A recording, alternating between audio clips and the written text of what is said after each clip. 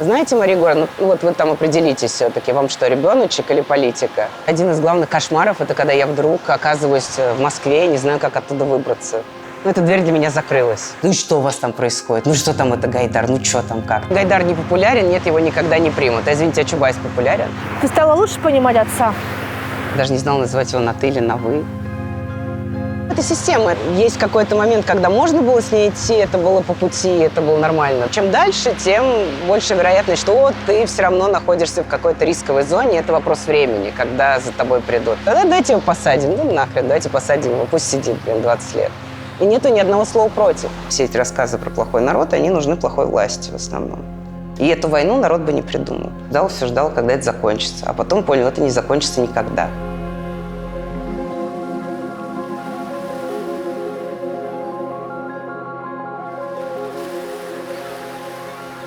Почему ты выбрала Тель-Авив местом, видимо, своего постоянного сейчас пребывания? Постоянно, да. Я езжу в Киев, когда у меня есть возможность, также живу в Тель-Авиве. Ну, как я выбрала? У меня есть еврейские корни. Я могла здесь получить гражданство. И очень рада, что это Тель-Авив. Поэтому я приехала сюда. Это было то единственное место, куда я могла поехать реалистично. Это случилось после того, как началась война 24 февраля.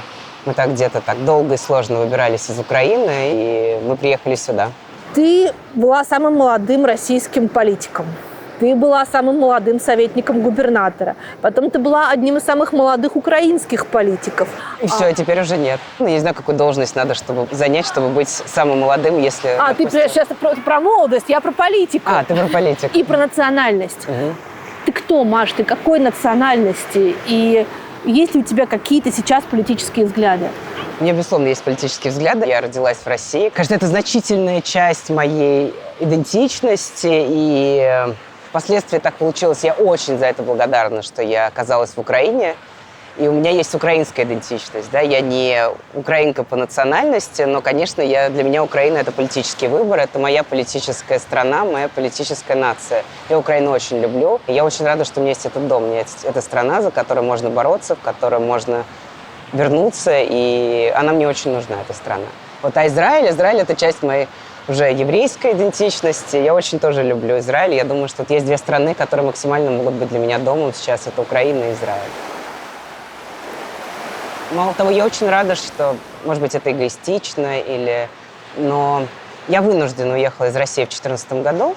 Я вначале уехала сюда также, а потом уже меня позвали работать в Украину. Меня позвал Саакашвили работать, и Порошенко дал мне гражданство. Нахождение в двух мирах, и в Украине, и в России, уже тогда, после войны, которая началась в 2014 году, уже было невозможно. И я в каком-то смысле очень рада, что эта дверь для меня закрылась. Я как будто бы ушла из такого, знаете, очень дисфункционального дома. Я очень плакала, когда я приехала в Украину, и когда надо было принимать решение об отказе от гражданства российского. А потом, когда это произошло, я все время чувствовала себя хорошо. Я все больше и больше ощущала некую свободу, что я свободна от этого бремени, я свободна от этих вопросов изматывающих про то, вообще за что ты борешься, ради кого ты борешься, есть ли те люди, ради которых ты борешься.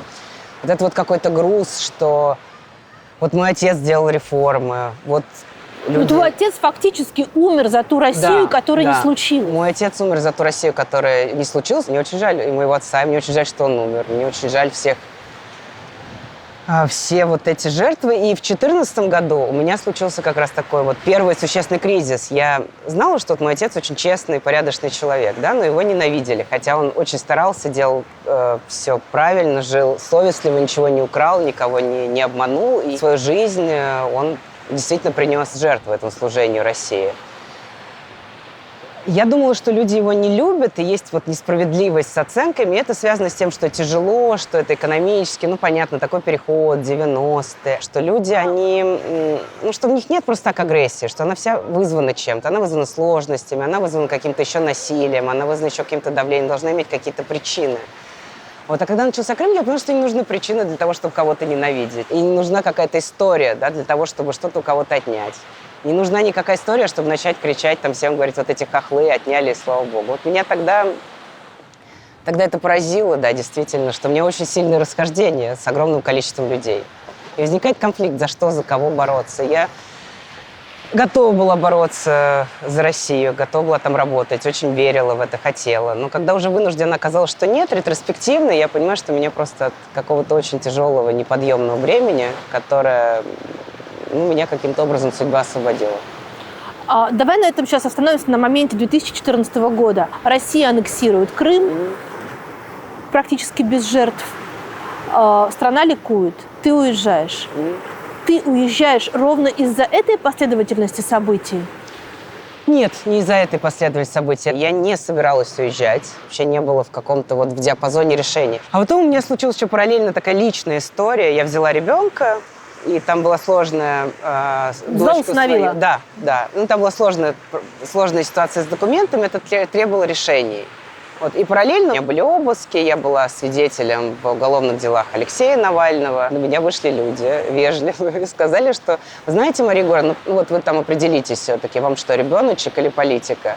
То есть приходит человек с корочкой и говорит тебе, определитесь, или мы вас заберем ребенка, или... Не говорит, заберем ребенка, он говорит так, что, понимаете, вас только надо просто даже административно, акции какие-то, протесты там устраиваете, участвуете. Вас просто надо задержать, и мы даже обязаны забрать ребенка. Выхода другого не будет.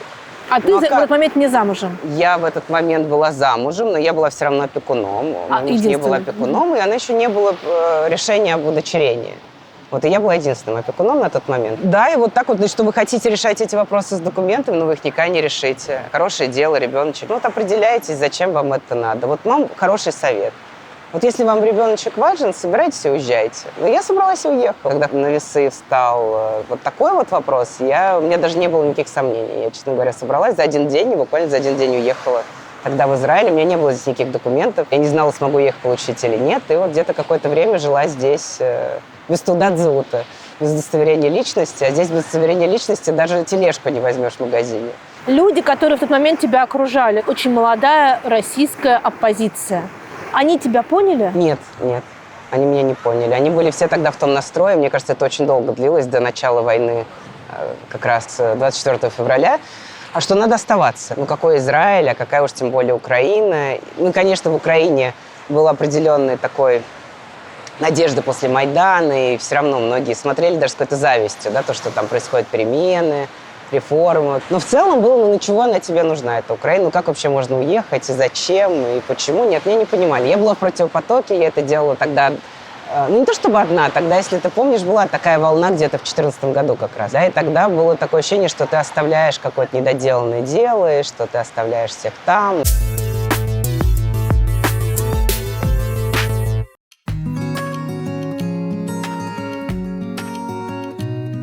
В мае 1978 года Барбара Стрейзанд, на тот момент обладательница 2 Оскаров и 6 Грэмми, прямо со сцены в Лос-Анджелесе позвонила по телемосту одной 80-летней жительнице Израиля.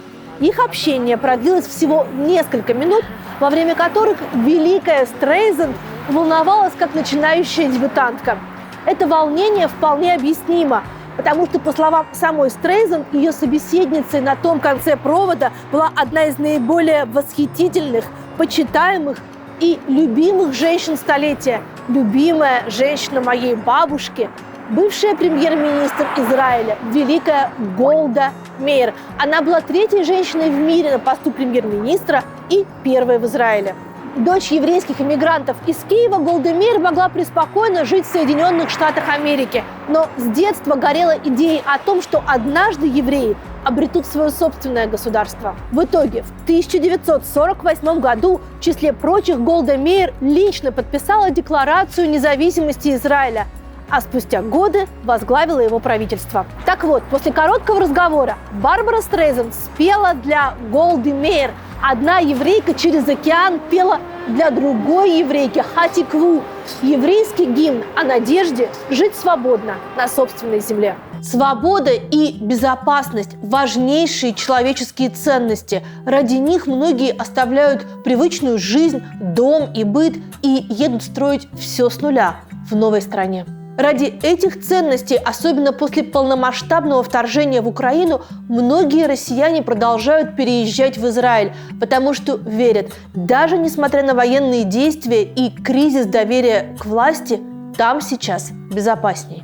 Претендовать на израильское гражданство можно, во-первых, по закону о возвращении. Если у вас или у ваших предков до 3-го колена есть еврейские корни, то вы можете репатриироваться в Израиль. Это же касается тех, кто принял иудаизм. Во-вторых, получить вид на жительство с дальнейшей перспективой гражданства могут супруги и гражданские партнеры граждан Израиля, пожилые родители израильтян, правнуки еврея, то есть 4-е поколение, и дети от предыдущих отношений. Важно, что квирпары по израильским законам тоже могут претендовать на воссоединение семьи, а еще усыновлять детей. Однако процедура оформления гражданства все-таки может быть непростой, даже если вам кажется, что все нужные документы у вас есть на руках. Скажем, судимость на территории России даже по самым абсурдным политическим делам может сильно осложнить ситуацию. Израиль не предоставляет политического убежища. Разобраться в бюрократических дебрях и понять, какие документы нужно собрать и как пройти собеседование, чтобы получить легальный статус, поможет адвокат Алекс Зернопольский. Он занимается вопросами иммиграционного, семейного и коммерческого права, получением гражданства, ВНЖ, рабочих виз для экспертов, сделками с недвижимостью, европейским ВНЖ для израильтян, а еще представительством в МВД Израиля и судах всех инстанций. Если у вас есть желание и основания получить гражданство или другой статус в Израиле, но нет четкого понимания и плана действий, заходите в описание под видео и записывайтесь на консультацию в адвокатский офис Алекса Зернопольского. Там с этим точно помогут. Для тебя это было тяжелым моральным решением уехать и знать точно, что вот те твои люди, те соратники, те друзья, которые останутся в России, будут считать тебя, ну, если не предателем, то человеком струсившим? Ну, я не думала в таких терминах. Я просто взяла и уехала, и дальше уже, ну, как есть, так есть. Конечно, мне было немного грустно, конечно, я не понимала, что мне делать, и ну, вот тогда чудом возникла возможность поработать в Украине, и тогда, да, я понимала, что я буду считаться предателем. Я понимаю, что это закрывает весь путь отступления обратно в Россию, по крайней мере, на какую-то там обозримую перспективу. И, скорее всего, я уже всегда буду считаться человеком, который это бросил, уехал, чужим, предателем. Сама мысль, она была тяжелая, но когда это уже случилось, оказалось, что все это не так страшно, и с этим вместе возникло какое-то освобождение. Я уже сделала выбор, я выбрала Украину, и после этого уже мне нет ничего, что я могу сделать там. И никто меня там действительно не ждет, и никому я там особенно действительно не нужна со своей Украиной, уехавшей в Украину. Да. В этом смысле стало легче. Когда мы договаривались о встрече, нужно было выбрать тот слот, когда ты не в Украине. Что ты сейчас делаешь в Украине? Потому что ты официально там сейчас нигде не работаешь. Да, я разными общественными проектами занимаюсь. Это медицинский проект, это помощь врачам, которые на передовой работают. И помощь им с техническими средствами, помощь им с психологической реабилитацией. Многие врачи, как ушли, так они фактически не вернулись домой. Они едят, спят, живут в этих больницах. У них накапливается такое истощение у врачей, истощение у медицинского персонала, у сестер, которые должны ухаживать. И это приводит к тому, что сами врачи, понятно, что их ресурс не бесконечен, надо их поддерживать, чтобы они там остались. А с другой стороны, есть какие-то вещи, которые правильно было бы делать, но когда все это в таком замоте и в таком ужасе, люди вот так героически работают много-много дней, очень сложно даже что-то, что правильно, это сложно внедрить, потому что на это нет сил. Ну, или бывает даже вот такие простые вещи, как гуманитарная помощь, она поступает, но ее не используют, потому что не успевают разобрать и разложить. Ну, вот это вот направлено на больницы, их там 20 больниц. Вот, и это помощь врачам там, в разных направлениях. Что-то техническое, что-то с медикаментами, что-то с обучением, что-то с комнатой психологической разгрузки. Но предыдущее твое место работы, ты была советником Порошенко. Да. То есть ты работала при прошлом кабинете министров и при прошлом президенте. Сотрудничество с тем президентом мешает работать при этой власти? Мне кажется, после войны вообще все изменилось. То есть уже как-то это стало менее значимо. Я не очень хотела оставаться и работать с властью после того, как Порошенко не избрался. Вообще у меня был такой вопрос, нужна ли мне политика, общественная вся эта работа. Сейчас пришла к выводу, что все-таки нужно. Может быть, не политика, в которой избираться и быть таком во фронте, но, по крайней мере, все-таки это реформаторская, общественно-политическая, социальная деятельность, она все-таки мне самая интересная, самая близкая. И, конечно, сейчас война, я готова работать с кем угодно, если есть возможность как-то помочь помочь и в чем-то участвовать, я всегда эту возможность использую. А хорошо ты говоришь по-украински? Я вот если разговориться, то говорю хорошо. Если прям вот сходу сейчас я начну, будет не очень по произношению. Я знаю много слов, произношение у меня, конечно, не идеальное. И вообще очень сложно. Украинский язык, прежде всего, сложен фонетически. Поэтому, если хотите выучить украинский, надо делать очень много упражнений для артикуляции. Вот, и тогда он пойдет лучше, потому что все звуки, которые ты произносишь, они произносятся все наоборот. А произносятся по-другому, по-другому. Ну и вообще там все, что П у нас мягкое, там твердое, перестановка языка, она достаточно сложная. Не, нормально говорю по-украински. Когда я работала, у меня были проблемы, все были в Фейсбуке, скажем так. Ага. То есть те люди, которые активисты или те, кто оценивают политику, они говорят, не, она там, у нее будут проблемы, она там русская, да, или она из Москвы. Но когда я работала даже во Львове, с врачами, с фельдшерами, в селе, у меня все всегда было хорошо. Вот, но проблемы, они были как раз с теми людьми, которые вот оценивают, которые говорят, это хорошо или нехорошо. Гипотетически ты представляла себе себя сейчас в России? Вот что бы сейчас с тобой было? У меня как-то один из главных моих кошмаров, это когда я вдруг оказываюсь в Москве и не знаю, как оттуда выбраться. Я не знаю, нет, я себе вообще не представляю. Мало того, я когда смотрю, это действительно настолько трагично, настолько грустно. Яшин сидит, Навального убили. Да. Ну вот я бы тоже сидела. Сидела, конечно, может быть, не первая, может, в каком-то там... Ну, где-то, я думаю, посередине, среди каких-то. Да, я сидела бы, конечно. А с какой стадии я бы не сидела? Конечно, сидела бы. Ты стала лучше понимать отца, который, в общем, наверное, последние годы был изгоем? Я стала какие-то вещи понимать лучше, к каким-то вещам я стала относиться с меньшим пониманием. Мне очень обидно, что он принес свою жизнь в жертву. Мне очень обидно и жаль, что в 54 года он умер, ушел. И мне кажется, что, может быть, он был человеком того поколения. И он и мыслить свою мыслил короче, да, и мыслил себя в рамках одной жизни. Вот одной жизни, которой он все отдал России. Я понимаю, насколько молодой человек, 54 года, и я могу себе представить и вторую, и третью, и четвертую главу. Вот он не мыслил так, да, вот у него вместе с Россией, со своей ролью миссия все закончилось. Мне очень жаль. Мне очень хотелось, чтобы он прожил бы еще одну, две, три каких-то совершенно разнообразных жизней, чтобы он от этой вот своей роли смог освободиться и сыграть еще какую-то роль. Или просто прожить свою еще какую-то счастливую, чуть, может быть, более свободную, радостную жизнь. Он был скован своими обязательствами, был скован морально. Ну, по-моему, наверное, единственный человек из тех, кто делали реформы, кто действительно чувствовал свою ответственность, в том числе и за некое наследие. Он понимал, что то, как он себя ведет, после того, как он делал эти реформы, пускай это было даже не очень продолжительное время, то все равно будут оценивать, в том числе по его жизни и по его поступкам после этого. Почти все, если не вообще все, кто был его соратниками во время реформ, они так или иначе устроились в следующей инкарнации этой власти. И устроились довольно успешно. Никто не умирал в нищете. И у всех была работа на государство. А у Гайдара нет. Это очень хороший вопрос для Анатолия Борисовича Чубайса.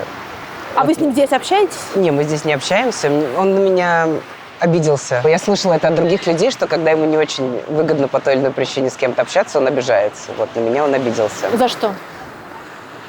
Ну, это такое, даже сейчас вот не хочется это все поднимать. Это мелочь. Вот я прям твердо убеждена, что это того точно не стоит. И если бы это не совпадало бы еще с моим отъездом в Украину и работой с Саакашвили, то, возможно, он при тех же обстоятельствах обиделся бы меньше. Я просто понимаю, что не было...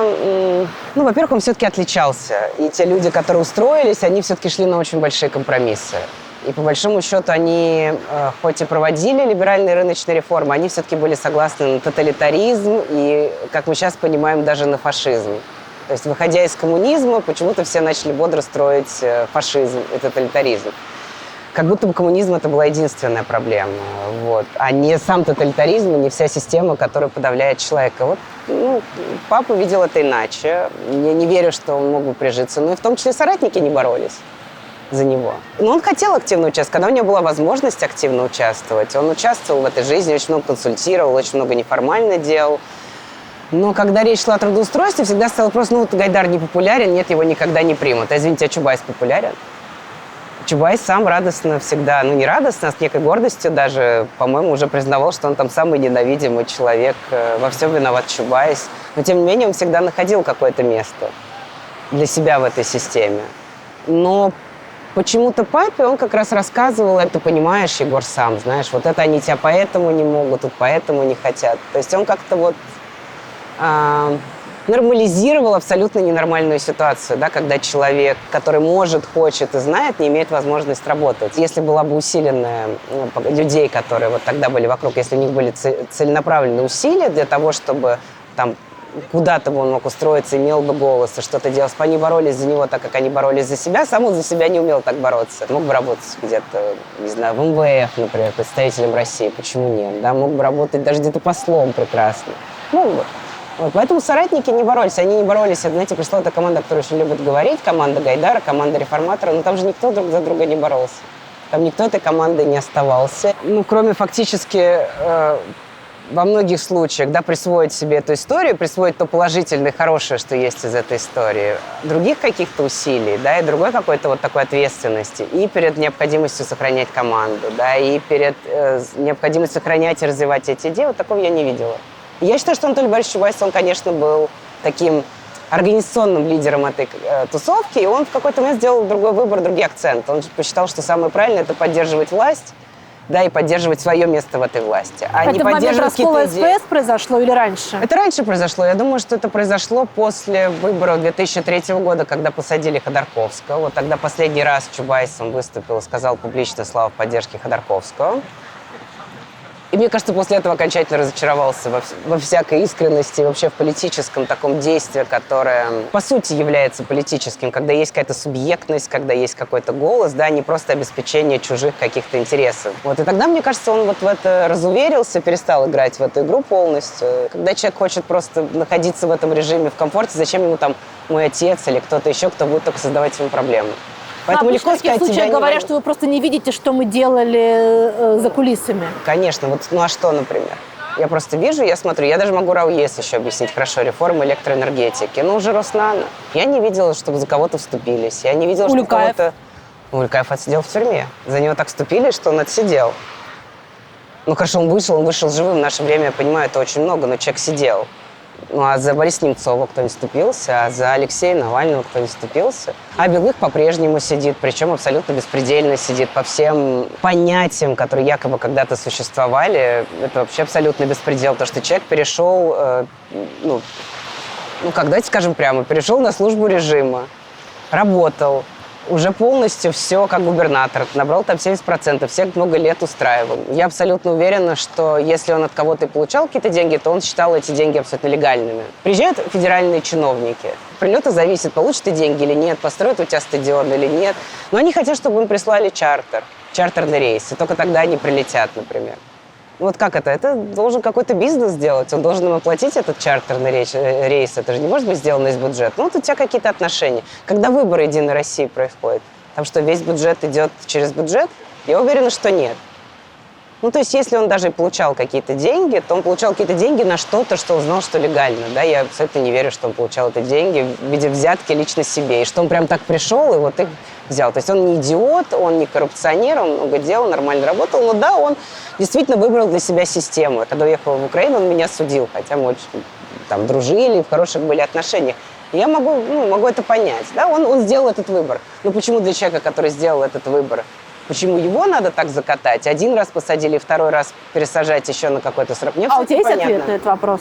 Да, я думаю, что это просто такой режим, что не хватает, чтобы ты был не против него, или не хватает, и точно не хватает Анатолия Борисовича Чубайса, который заступился бы, или еще каких-то людей. А нужно, чтобы ты был просто частью этого режима. Плоть от плоти, да, какой-то группировки, которая может прийти и тебя заступиться внутри этой системы, кто имеет весомый голос. Ну, ты должен быть либо Чемизовский, либо Сеченский, либо Ротенберговский, либо лично кем-то, вот, чтобы у тебя кто-то внутри этой системы, кто имеет заход к Путину, мог за тебя бороться. Тогда вот тебя что-то может спасти. А если такого человека и такой группы нет, а просто к тебе нормально все относятся в целом, ну, то любой враг, любая какая-то ситуация, ты абсолютно, давайте его посадим, ну, нахрен, давайте посадим его, пусть сидит, 20 лет. И нету ни одного слова против. Те люди, которые могли бы за него заступиться, я не уверена, что они ходили и заступали с ним по-настоящему, так, чтобы бороться, так, чтобы объяснять, так, чтобы сделать это не один раз, а много раз, так, чтобы звонить и плакать. И те связи, которые он наработал, будучи губернатором, огромные, они не сработали на то, чтобы кто-то за него вступился. И он оказался один, потому что оппозиция за него не вступалась, как за человека своего. Алексей Алексеевич Венедиктов, который с ним дружил, тоже его каких-то ресурсов и заступничества не хватило. Ну и вот Чубайса тоже не хватило. Я даже не уверена, что он за него вступался, честно говоря. Система. Есть какой-то момент, когда можно было с ней идти, это было по пути, это было нормально. Чем дальше, тем больше вероятность, что если ты не из самого вот этого глубинного клана, то ты все равно находишься в какой-то рисковой зоне. Это вопрос времени, когда за тобой придут. То есть той же Набиуллина это вопрос времени. Или Силуановым, я уверена, что когда-то там через 10 лет их тоже посадят. Везде пишут, что ты восстановила отношения с отцом в 98-м году. Да. Вы до этого вообще не виделись? Не виделись вообще. Был какой-то долгий период переговоров. Переговоров? Да, переговоров. Во-первых, была следующая ситуация. Я прекрасно помню папу, и у нас были очень хорошие, очень близкие отношения, когда я была маленькая совсем. И когда он жил в семье? Мы гуляли, когда он жил в семье, да, потом он тоже жил в семье, но в другой. И тогда мы гуляли, у нас были очень хорошие, очень много его друзей помнят, как я там в каких-то колготках гуляла, и там они что-то обсуждали, Авен, например, еще что-то. Гуляла в колготках без юбки? Зачем юбка, если есть прекрасные колготки? Почему-то все время у всех запомнилось, как он выходил беседовать со всеми, гулял. Я тоже помню эти прогулки. Помню его руки, как он меня купал, а он как считал своим каким-то долгом от меня купать именно по вечерам. И все было хорошо, потом мама с папой развелись, и папа вообще практически исчез в моей жизни. Был какой-то период раздела детей, это был какой-то советский менталитет, и я даже не помню почему, но почему-то была такая установка, что надо определиться, кто из детей остается с какой семьей. Я помню, что я ходила к моему папе и к мачехе. Она очень ко мне, кстати, очень за мной ухаживала. И, по-моему, очень хотела, чтобы из этих детей у нее был сам сын старший, мальчик. И мой брат мальчик, они ровесники. И она, по-моему, очень хотела девочку. Я помню, как у нас с ней были хорошие отношения. Но папу я тогда видела очень мало. То есть он как-то ушел в какую-то работу и вообще перестал появляться. Надо сказать, что я даже по этому поводу в детстве не переживала. Я только помню, как мамины разговоры все, когда она рассказывает подружкам, значит, вся в слезах. И вот Егор не позвонил Маше, и вот он не пришел, и вот он там что-то еще не сделал. Это удобно спросить, они развелись, потому что он встретил другую женщину, или они развелись, потому что они развелись? Не, они развелись, потому что мама, по-моему, встретила другого мужчину. Мой папа женился на маминой лучшей подруге в итоге, такой Маше Стругацкой. И они были лучшими подругой с мамой из детства. Они все были друзьями из детства, из одной деревни в Подмосковье, где они на даче летом жили. И поэтому очень много страсти было, очень много каких-то вот их этих отношений. И решили познакомить Машу с папиным начальником на тот момент Володей, потому что она развелась с первым мужем, он там развелся, вот. И они решили их познакомить. Но в результате получилось, что какой-то случился роман между мамой и этим Володей. И насколько был этот роман. То есть у мамы версия одна, там, у папы и у Маши версия другая. Вот. Но какой-то был роман, и папа как-то опять-таки об этом узнал. От кого он это узнал? У мамы самые плохие подозрения. Там у Маши какие-то другая версия там этих событий. Мама рассказывает, что вот да, у нее был роман, да, она влюбилась, но она была молодая, было 30 лет, и потом она вот сделала такой выбор в сторону семьи. Но Егор узнал, обиделся, ушел, и вот там его уже, по версии мамы, опять-таки ждала Маша, ее лучшая подруга. Вот эти страсти, казалось бы, с таким человеком, как мой папа, который вроде вот ты не ожидаешь чего-то, вот каких-то таких страстей, вот это все повлияло, и поэтому была какая-то позиция, которая абсолютно бесчеловечная и очень странная, и мне очень жаль, что я не была как бы в возрасте подростковом, детском способна это увидеть, да, но это же какое-то вот абсолютно извращенное мышление, когда детей надо делить. Кто-то остается с мамой, а кто-то остается с папой. Кого ты выберешь? Мне не спрашивали, например, кого я выберу. Ну вот они выбрали все равно моего брата. Тогда они стали жить, и мы не общались очень долго. Мне было очень обидно. У мамы был муж, я его не любила, я его не воспринимала. Никогда папа не спросил, а он тебе вообще этот человек там нравится. Я очень долго про это вообще не думала, вот это, видимо, вытесняло. Потом, да, мне было очень обидно, потому что оно получилось, что я как бы вырезана из жизни полностью. То есть я папу помню, а потом папа как-то перестал со мной общаться вообще. Я не могла найти этому причину, я не понимала, что во мне не так.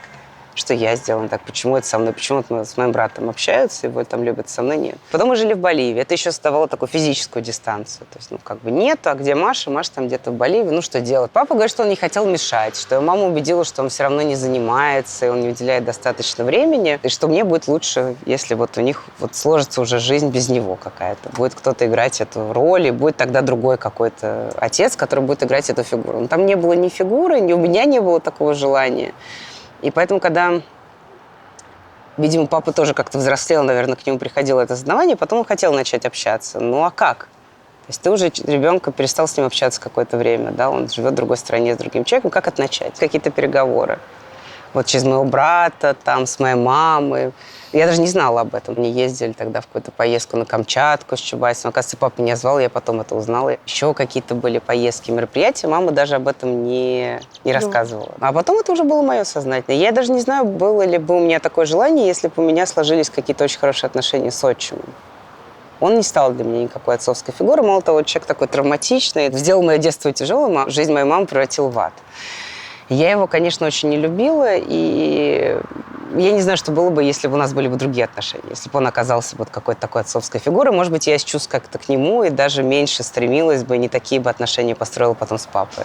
А ты помнишь это вот чувство того, как ты скучаешь по папе, представляешь, что если папа был, то был бы по-другому? Конечно, мало того, я прям много скучала и много думала, и в какой-то момент, наоборот, уже не думала, потому что это было слишком травматично, и как-то грустно, и обидно, и тяжело. Я не понимала, почему. Так как мне это говорил отчим, например, что он от тебя отказался, ты ему не нужна. Так говорил. Да, он так говорил. Вот. Ну, он много всего говорил. Он говорил, что я сижу у него на шее, что я никому не нужна, и вот он единственный, кто вот как-то вот если бы не он, то вообще я бы прямо все погибли. Но у меня всегда была большая нежность, пап. Видимо, то, что было в детстве заложено, вот эта любовь, которую я чувствую, прямо на каком-то физическом уровне я ощущала. И обида, она никогда не выходила в какой-то... Я к нему все равно испытывала какую-то симпатию, уважение. У меня никогда не было такого, что я на него прям злилась, или у меня была агрессия, у меня была просто досада, была обида, была какая-то пустота. Перед тем, как мы начали общаться, у меня, конечно, уже что-то подобие обиды, наверное, да, в каком-то недоверии. То есть я шла на это как-то уже осознанно и предполагала, что близости может не быть, да, и предполагала, что, может быть, и не сложится здесь. И тебе типа 16 лет. 16 лет, да. Но потом, в итоге, когда мы начали общаться, я настолько как папу полюбила. А как вот эта встреча происходила? Это кафе, не знаю, мы встретились в кабинете. В кабинете? У него в кабинете, да, все было очень по-деловому. Я как-то зашла, я помню, что я даже не знала, называть его на «ты» или на «вы». Блин. Да, я там как-то и робела, и мы начали обсуждать мое какое-то высшее образование, куда я пойду учиться. То есть все сразу вот так вот, а что тебе интересно, какие там книги ты читала? Потом папа говорит, все-таки поехали, вот давай ты приедешь там домой. И я приехала домой, и как-то, и вот у нас как-то так пошло, я помню, я с таким удовольствием общалась с папой. И у нас как-то вот прям вот как любовь, как на одном каком дыхании. У меня все обиды как-то прошли, да, и мы как-то вот друг друга с полуслова поняли. Мы даже никогда с ним не обсуждали эту тему, на самом деле. Я, может быть, жалею, я бы сейчас с удовольствием проговорила бы это все, а как так было, почему так было, чего. Но мне не хотелось. Мне не хотелось ни его как-то обижать, мне не хотелось ни его какое-то ни чувство вины. И я настолько ценила то, что у нас вот это вот понимание, вот это какая-то любовь, которая сложилась и развивалась как любовь уже таких достаточно взрослых людей, как отца дочери. Я у него очень много могла взять. Очень теплое чувство. И с его женой Машей я тоже любила общаться. Я вообще любила поехать к родителям. Я любила друзей своих к родителям возить. У нас была такая очень... То есть ты назвал родителями ту семью? Да, родителями. То есть у меня отчим мой никогда не стал моим родителем. Мама была всегда мамой, а все равно родители, родительский дом, это вот мне это все равно дали папа и Маша. И Маша, да. А мама ревновала?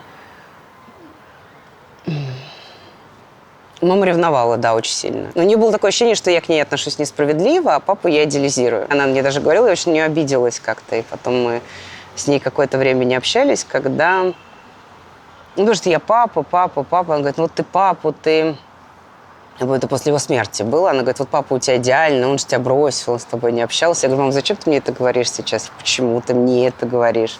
И в конце концов ты сыграла большую роль в этом во всем. У нее было такое немного, что папа идеальный, сложно он не проходил, и что-то еще не проходил, и при этом он прекрасен. Но я действительно папу очень, очень любила, и я считаю, что это от него зависело, то, что можно встретиться в взрослом возрасте, но от того, какие это будут отношения, тоже зависит от человека очень сильно.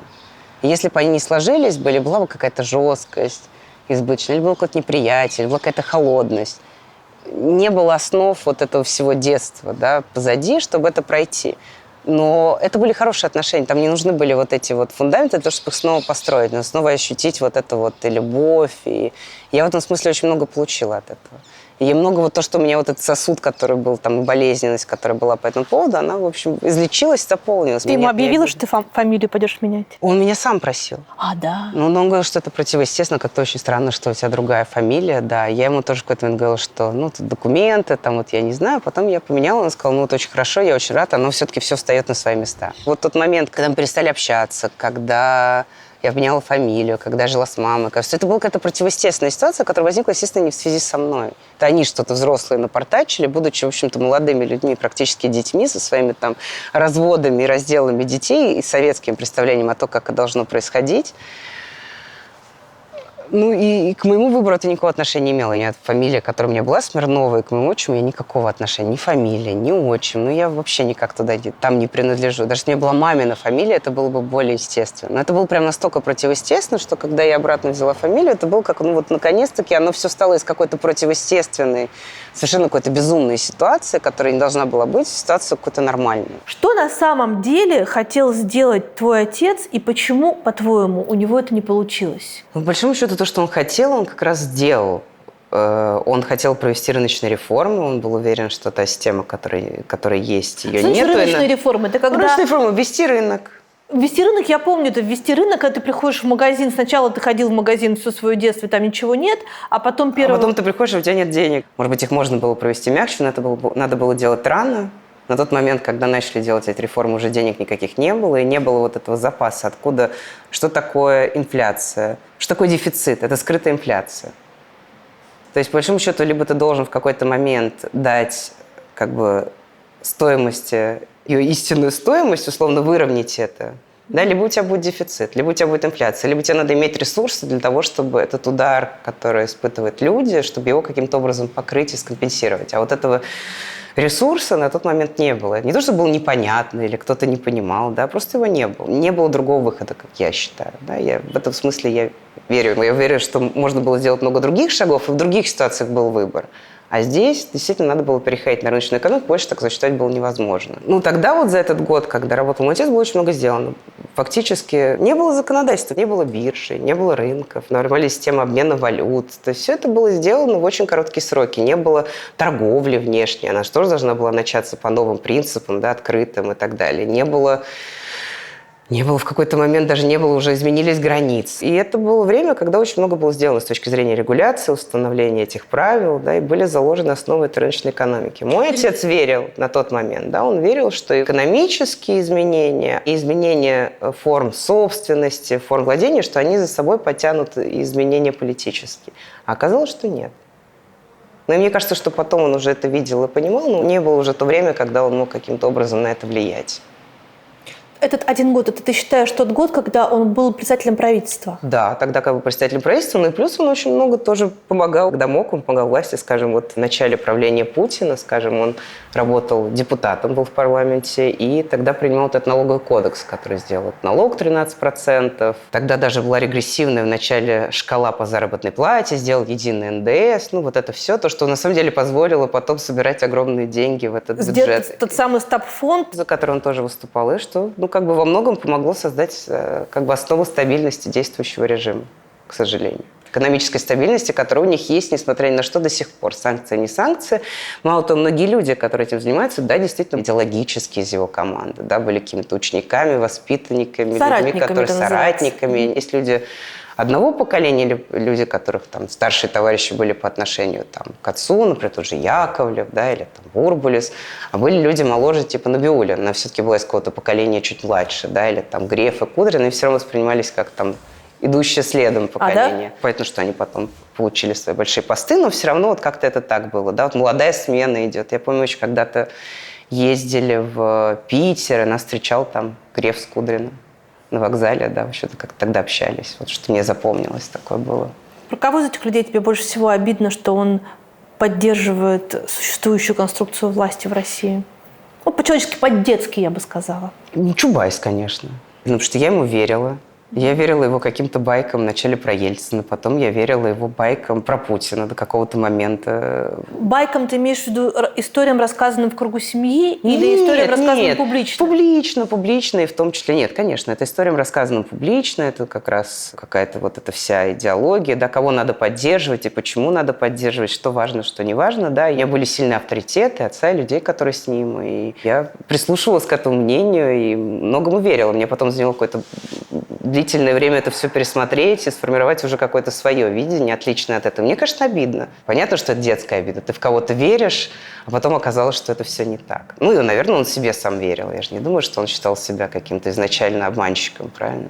Ну, смотри, в конечном итоге все-таки Чубайс во время начала полномасштабного вторжения покинул Россию. Да, он не сделал никаких заявлений, но сам его отъезд был, в общем, заявлением. Это для тебя не является каким-то извинительным аргументом? Я же не нахожусь в позиции прощать или не прощать его. Мы говорим про детскую обиду. Это как раз вопрос прощать или не прощать. Ну нет, конечно. Для меня. Мне хотелось бы что-то услышать. Мне хотелось бы его даже не по поводу войны. Мне как раз его позиция по поводу войны. Может быть, то, что он уехал, может быть, действительно он все высказал. А мне как раз было хотелось по поводу Путина-то услышать. А что случилось-то? Вот он поддерживал, он там верил, он был хорошо здоровый, пошел в Роснано. А когда он разочаровался? Только когда война началась? А когда в 2014 году война началась? А когда все остальное происходило? Когда Навального отравили? Или еще когда-то? Вот когда у него это случилось? Мне как раз гораздо это было бы интереснее. Когда, в какой момент он понял, что оттуда надо уходить, что ему с Путиным не пути? Мы же ничего не знаем про его эволюцию взглядов. Мы знаем, когда он за это топил, мы это видели. И он это озвучивал. Да? Он это делал и публично, и неформально, и всем мог рассказывать. Тут вот это вот надо тут, потому что иначе будет хуже. Нет, там Путин нормальный чувак, с ним можно там работать, он нормальный вообще, да? Ну, как-то верили. У него был какой-то авторитет. Оказалось, Чубайс что-то такое знает. Потом-то что произошло? Он ошибся. Оказалось, что он не знал, не мог знать, нормальный он чувак или нет. Вначале он думал, что это один человек, потом превратился в другого человека. Когда он превратился в другого человека?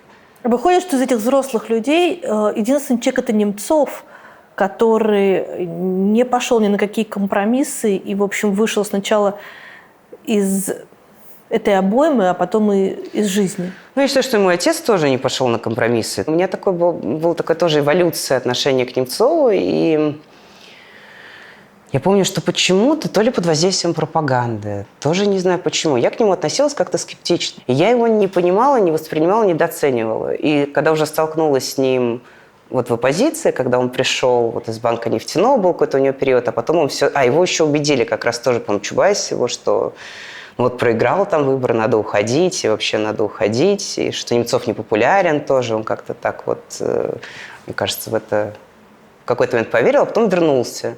И я уже, общаясь с ним, я увидела какой-то, на самом деле, масштабный, харизматичный, сильный, интересный, классный человек. И от какого-то позиции скептическо-негативного я в конечном счете пришла к нему к большому такому уважению личному. И я помню, когда мы боролись против распада СПС, он был единственный из старших товарищей, они все там боролись, кто-то меня травил, кто-то там еще что-то в этом СПС. А Немцов, я помню, что он прям пришел в какой-то момент прям меня поддержать, он прям буквально меня так взял за руку, и прям физически у меня было такое ощущение, что он меня прям вот защищает, вот от них всех. От Гозмана, от Чубайса, от всех, кто меня пытался там то закрикать, то захлопать, то откуда-то выгнать, еще чего-то. И вот был Немцов, который говорил, нет. Я ему очень благодарна. Я помню, как кто-то может взять и подставить плечо. Плюс широта, плюс чувство юмора, плюс отсутствие вот этой вот какой-то нарциссической зацикленности на себе и на власти. У Немцова были какие-то свои, у него, допустим, были в Men's Fitness или что-то. Помнишь, у него фотографии были с прессом. Я помню, что он на дне рождения Немцова сказал, что я хотела бы ему пожелать, что фотографии с прессом – это хорошо, но вот какие-то вещи есть поважнее. А он тогда мне ответил, а я тебе желаю вот хорошую фотографию с прессом когда-то в каком-то журнале. Смешно.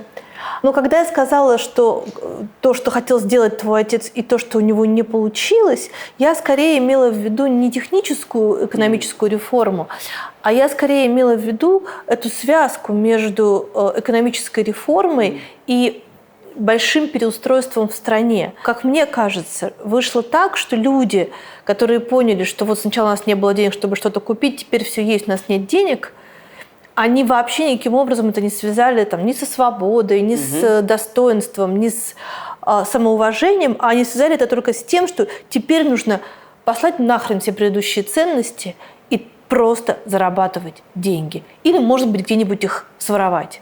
Да, безусловно, так и было. Не было денег, мы получим денег. Как только получили денег, а зачем еще что-то нужно, кроме денег?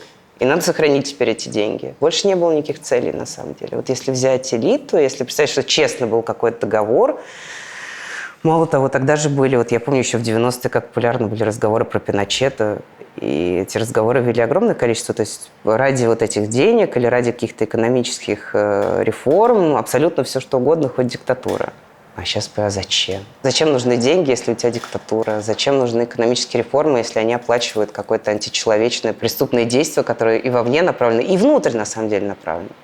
И что бежать надо от насилия, бежать надо от тоталитаризма, бежать надо от цензуры, бежать надо от этого. А экономика – это, в конце концов, техническая вещь. И само по себе деньги и частная собственность не являются какой-то ценностью, которая абсолютно самодостаточна и каким-то образом дает себе какой-то мостик и переход к другим ценностям. А когда папа это понял? Вот что они выиграли экономическую битву, но проиграли идеологическую. Знаешь, намного раньше, чем я поняла, что он это понял. Узнала я это в Израиле, когда была в 2014 году. Есть такой Дубов. Он возглавлял бюджетный комитет с папой в Госдуме. Вот он из ЮКОСовской команды, и он тогда в 2003 году уехал. И мой папа позвонил ему попрощаться, что он у него в комитете работал, и пожелать ему удачи. И Дубов ему сказал: ну, знаете, мы думаем, мы ненадолго. Он говорит: ну не меньше, чем на 20 лет, я думаю. Да, и он, конечно, уже там, как-то вот понимал, что все, да, вот оно сложилось, игра сложилась. Правда, что он практически убил себя алкоголем? Он, безусловно, много пил. Но когда с ним на эту тему говорили, он такой спокойно говорит: мне не хочется жить. У меня депрессия, мне неинтересно, я не хочу заниматься своим здоровьем, я не хочу ничего, мне неинтересно. Я имею право, я взрослый человек, я имею право делать, что я хочу. И никто не мог его остановить? Да никто даже не мог с ним на эту тему поговорить. Я, по-моему, была единственная, кто на эту тему с ним когда-то поговорил. И то, я считаю, что это депрессия была проблема. Отсутствие какой-то достойной цели в жизни. Он действительно был невостребован, и все, что он мог сделать, это было настолько мало по отношению к его и видению, и способностям, возможностям, и желанию, на самом деле. Он человек активный, на самом деле, которому очень важно было влиять. Он был готов это делать без денег, не знаю, там сколько угодно, но ему это было важно. То есть проблема основная была то, что так высоко было, так низко, так упал, да? Это не вопрос должности. У кого-то это вопрос должности, а у кого-то это вопрос влияния. Он бы отказался от любой должности, любых водителей, помощников, лишь бы иметь возможность влиять на политику, писать программы, которые бы принимались, да, влиять на реальное принятие решений. Вот это то, что было ему ценно. Не должность, не автомобиль, не звонить кому-то по этой крутилке. Точно. А что он хотел сделать? Вот зачем ему нужна была эта власть? Когда-то он хотел ввести частную собственность на землю, ее ввели когда-то, да, когда-то он хотел сделать налоговую реформу. Свобода и демократии потом он хотел, конечно же. Он не хотел тоталитарного общества и тоже это хотел. Но понимал, что к этому идет. Да. Я думаю, что да. Я вот скажу это, на самом деле, так, может быть, странно прозвучит, но он очень жалел, что в 90-е была возможность, что Россия не осталась бы ядерной страной. И что так никто не думал, и тогда это не воспринимали ни как возможность, и эта возможность не была использована. Такой цели просто даже не стояло. А вот он говорил, что было бы хорошо, если бы Россия тогда перестала ядерной быть страной, то тогда были бы какие-то шансы и надежды. То есть любой человек, который может злоупотреблять властью или казаться властью, может злоупотреблять всем миром. Хорошо, а если тогда мы продолжим отвечать оппонентам, которые говорят, что тогда Америка нас захватит? Конечно. Как вы себе это представляете, зачем ей это надо? С чего бы она Мексику не захватила до сих пор, а в Россию, в Киров поедет захватывать его? Зачем? Наследие твоего отца, институт, премия, кабинет, не знаю, музей, которого не существует. Всем этим кто занимается сейчас в России? Кому оно принадлежит? У кого права на это? Мой брат этим занимается. И чем-то занимается институтом, по-моему, занимался МАО. Сейчас я не знаю, кто занимается, честно говоря, поскольку МАО не там. Но с тобой это никаким образом уже не связано. Меня просили выйти из... Я, кстати, очень жалею. Вот если спросить, о чем я жалею, за что мне стыдно, это то, что ко мне обратился мой брат, и после того, как я уехала в Украину, попросил, чтобы я вышла, я была в правлении этого фонда. И ладно, попросили и вышла. Для пользы дела, мы в России существуем, вот мы тут такое все делаем, а ты мешаешь. И я согласилась и вышла. А сейчас я понимаю, что это какое-то было предательство и слабости. Надо было не уходить, а настоять, сказать: нет, я никуда не уйду, это фонд моего отца, и я не уйду сама. Стыдно же такие вещи просить? Мне кажется, там вообще, не кажется, у тех людей, которые просили, в этом смысле никакого стыда. Сейчас я понимаю, когда выходишь из российской действительности уже далеко, то возвращается вот это какое-то человеческое больше понимание каких-то общих человеческих норм, а не понимание той системы, которая внутри. Потому что если смотреть на это изнутри системы, ну, все понятно, да, они делают дело очень важно, естественно.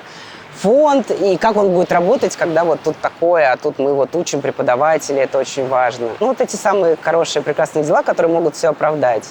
И я вот на это повелась. И мы с Жанной Немцовой это обсуждали, которая фонд своего отца сделала, и она мне говорит, ты вот неправильно сделала, что вышло. И я вдруг поняла, что я действительно неправильно сделала, и мне очень жаль. А с братом вы общаетесь? Да, мы общаемся с братом, у нас хорошие отношения. В моей семье мой брат мой отъезд в Украину восприняли очень критично тогда.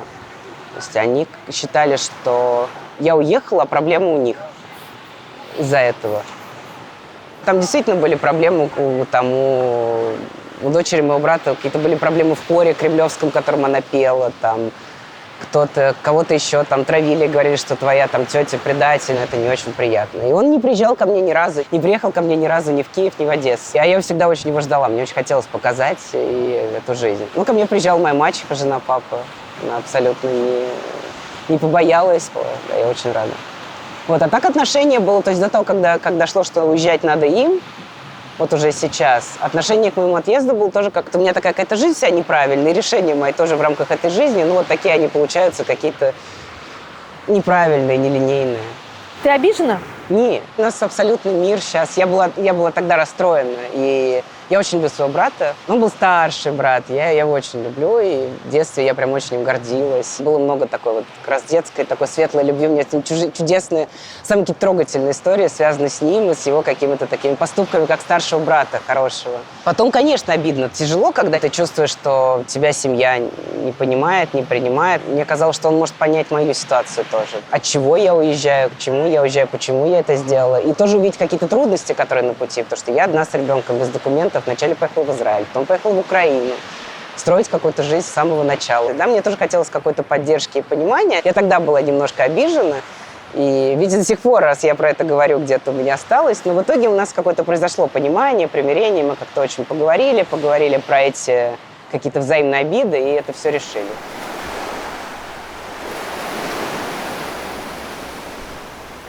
В возрасте 9 лет ты попала в Боливию. Как это вообще произошло? Это какая-то очень... У меня... Мутная история. Мутная история, в которой я никогда не разобралась. Муж моей мамы, мой отчим, он был художником. Так. И, как я тогда слышала, был вариант поехать в Финляндию, в Боливию. Почему-то выбрали Боливию. Звучит красиво. Звучит красиво, но можно же предполагать, что там нет рынка искусства. А он тем более рисовал дорогие картины. Он не то, что он рисовал боливийские пейзажи, он рисовал исторические натюрморты. Причем каждую картину рисовал год где-то. И стоила она каких-то больших денег, которые никто в Боливии не хотел эти картины за эти деньги покупать. И зачем там надо было провести 5 лет, и вообще зачем туда надо было поехать, мне это очень странно. Я вообще начала даже потом уже во взрослом возрасте подозревать, что, может быть, он был каким-то, условно, ГРУшником или еще кем-то, потому что когда наше материальное положение становилось прям совсем критичным, а оно было периодически критичным, то почему-то кто-то откуда ни возьмись появлялся и давал ему каких-то денег. Ну и вроде как-то вперед покупал какую-то картину, и какому-то на плаву мы оставались. Вот. А потом опять вот это был какой-то период, там опять кто-то почему-то приезжал из какой-то России, и появлялись опять какие-то деньги. Я маму всегда спрашиваю, маму, как вообще, почему Боливия? Я говорю, ну объясни просто, зачем? Почему надо было поехать туда? Почему там надо было торчать 5 лет, если не было денег, если было так тяжело? Почему нельзя было вернуться? Но нет, вот мы проторчали. Потом формальная причина, почему мы там долго так находились, стояла в том, что он накопил эти работы, а потом нужны были деньги, чтобы эти работы вывести. А этих денег не было. Вообще, мне кажется, что человек, который провел детство в Боливии, как будто провел детство на Марсе. Ну, в каком-то смысле, да. Я увидела ее как страну бедную, с огромным неравенством. И это такие проблемы совершенно отличные от тех проблем, к которым мы привыкли. Когда умирают люди от диареи, основная реклама такая социальная, это там какой-то солевой раствор, который этому помогает. Когда проблемы с питьевой водой, когда проблемы с санитарными какими-то. Это опять-таки не тот прям контекст, в котором жила я, но это очень заметно, это очень видно. И есть люди, которые живут прям бедно, прям совсем тяжело. Вот они живут в каком-то в каких-то домах, сделанных из какой-то условной глины, ходят по своим горам. Некоторые даже не знают, что, ну, и не предполагают, что какие-то испанцы открыли эту Америку. Они как живут вот традиционно с ламами, альпаками, где-то в горах по своим тропам ходят, так и не все оттуда даже из этих троп вышли в города и узнали обо всех этих... Ну, может быть, я утрирую, да, но по большому счету это совершенно другое состояние общества. Мы уехали из этой Боливии, как потом выяснилось, на деньги, которые одолжил ему мой папа, которому потом эти деньги не вернул никогда, при том, что папа моего он ненавидел, он всегда там как раз был из тех, кто кричал, вот они эти проклятые. Гайдары? Гайдары, да, развалили всю страну. И еще тогда я очень хорошо помню, тоже вот у меня такой вот этот вот какой-то развал Советского Союза, и там было огромное количество людей в этой Боливии, там посольства, его знакомые были. Вот мой отчим, он все время что-то где-то вокруг военного атташе как-то вот общался. Ну, не знаю, вот сейчас мне это кажется подозрительным все. Какой-то художник в Боливии почему-то, при том, что картин никто не покупает, все равно какие-то деньги откуда-то появляются, и в этой Боливии все равно надо почему-то сидеть, хотя у него была квартира в Москве, возможность вернуться, да, там мы могли вернуться. Но вот он там сидел. Прям такое ощущение, что он какой-то прям срок какой-то вот его был положен там отбыть. Вот там он и отбывал этот срок. Тебе там было грустно? Мне там было очень грустно. Слушай, в Боливии очень много плюсов в самом обществе боливийском, скажем, по крайней мере, на тот момент. И понятно, что можно все что угодно испортить, но там был очень низкий уровень агрессии. Там, например, не было так, что девочки, мальчики там за косичку друг друга дергают. Там дети могли быть, может быть, не очень занимались и не учили их читать и играть на пианино там, с 5 лет. Но при этом там вот фактически просто очень мягкая среда и практически отсутствовало какое-то насилие. Вот. И там практически на тот момент отсутствовала преступность. Могли что-то украсть, но там не было ни вооруженного грабежа, ни изнасилования, ничего. Там было очень безопасно. И они, в принципе, очень миролюбивые. Ты с тех пор там была? Нет, я не была с тех пор. Я, причем, когда я уезжала, я была уверена, что я просто не вернусь никогда. Что я так это ненавижу все. Но это было не связано с Боливией. Я хочу привести извинения в Боливии. Это не с Боливией связано, это было связано с моей обстановкой дома. То есть я оказалась с этим отчим, психопатом и с мамой в Боливии, абсолютно изолирована от там, бабушки, которая очень любила, каких-то друзей. У меня не было возможности мне написать, не позвонить. Меня мои письма перечитывали, да. Ну, на предлог того, чтобы у меня не было ошибок в русском языке, чтобы не расстроилась бабушка. Но на самом деле получалось, что я не могу ничего написать, не могу ничего поделиться. Я помню, когда вот мой отчим читал мои письма и разбирал, и смеялся над какими-то моими там, фразами. А он такой был очень токсичный, неприятный человек в этом смысле.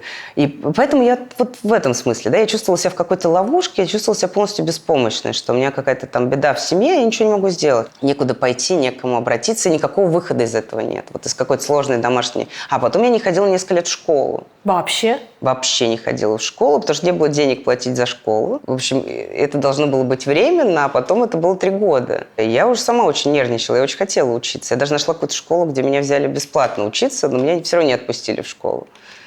Сказали, ничего, иди сама занимайся, вот там, учи русский язык. Ну и потом мне там было плохо. Но когда у тебя дома плохо, ты в школу не ходишь. Ну, то есть ты вообще не можешь из дома выйти, где все время плохо? Ну, практически, да. Поэтому у меня вся Боливия, она как-то ушла. И при этом это привело к моим. Если я приехала, и я была таким дружелюбным ребенком, со всеми дружила, то потом под воздействием вот этих каких-то проблем я прям стала закрываться. Я прям помню, как вот я... Прям помню какую-то перемену, по-моему, это было в 5 классе, я приехала в 4. В 5 классе, как я прям почему-то физически прям одеваю какие-то черные чулки, прям ну не чулки, а эти какие-то гольфы, такие вот, знаешь, как или темные. И почему-то на переменах, вместо того, чтобы со всеми общаться, ухожу сидеть куда-то под какую-то лестницу на стадионе. Вот я прям сама стала изолироваться как-то от людей. То есть это была такая моя реакция, видимо, на тот момент. И я была очень одинока тогда. Мне совсем некуда было пойти, некому было обратиться. Поэтому Боливия, она, к сожалению, была отравлена этим. А сейчас я очень хочу в Боливию. Мне очень интересно туда попасть, мне очень интересно на все это посмотреть. И вот так уже ретроспективно какие-то к этому обществу, к этой жизни испытываю какие-то теплые чувства. Все-таки они были очень мягкие, теплые. Ну, скажем, вот девочек и мальчиков было принято, так достаточно подсексистски, но тем не менее, устанавливать некую стабильную пару. С которым ты стоишь в паре физкультуры или стоишь в паре, если куда-то. Это не девочка с девочкой, лучшая подружка, а это мальчик. Ну и предполагается, что должна быть какая-то симпатия общечеловеческая. Вот у тебя, допустим, этот мальчик, он тебя выбрал. Или ты выбрал его, вы пара. Это не значит, что у вас какой-то роман. Это значит, что его родители приглашают тебя в гости на выходные. Да, это означает, что когда какой-то праздник, он тебе дарит подарки. При отсутствии вот этого внимания взрослых, там и не было, эти были очень невинные были, хорошие отношения. они действительно раньше гораздо созревают, и поэтому еще у меня был такой, кроме моего сознательного ухода в какое-то одиночество, еще и получилось так, что где-то в 11-12 лет все девочки просто, очень быстро меня обогнали по своему развитию. Я как раз была позднего развития, а они были очень раннего развития. Как И что, у тебя южные. там первой любви в Боливии не случилось? У меня вообще очень долго потом не случилось первой любви. Сказал мне человек, который вышел в 19 лет замуж. Вот тогда и случилась первая любовь, я и вышла замуж. Егор Гайдар в обычной жизни жесткий человек или мягкий? Мягкий, но достаточно холодный. Холодный в каком смысле? Он Не эмоциональный. Да, не эмоционально. Вот с ним можно было поговорить о своих каких-то мыслях, да, о каких-то проблемах, но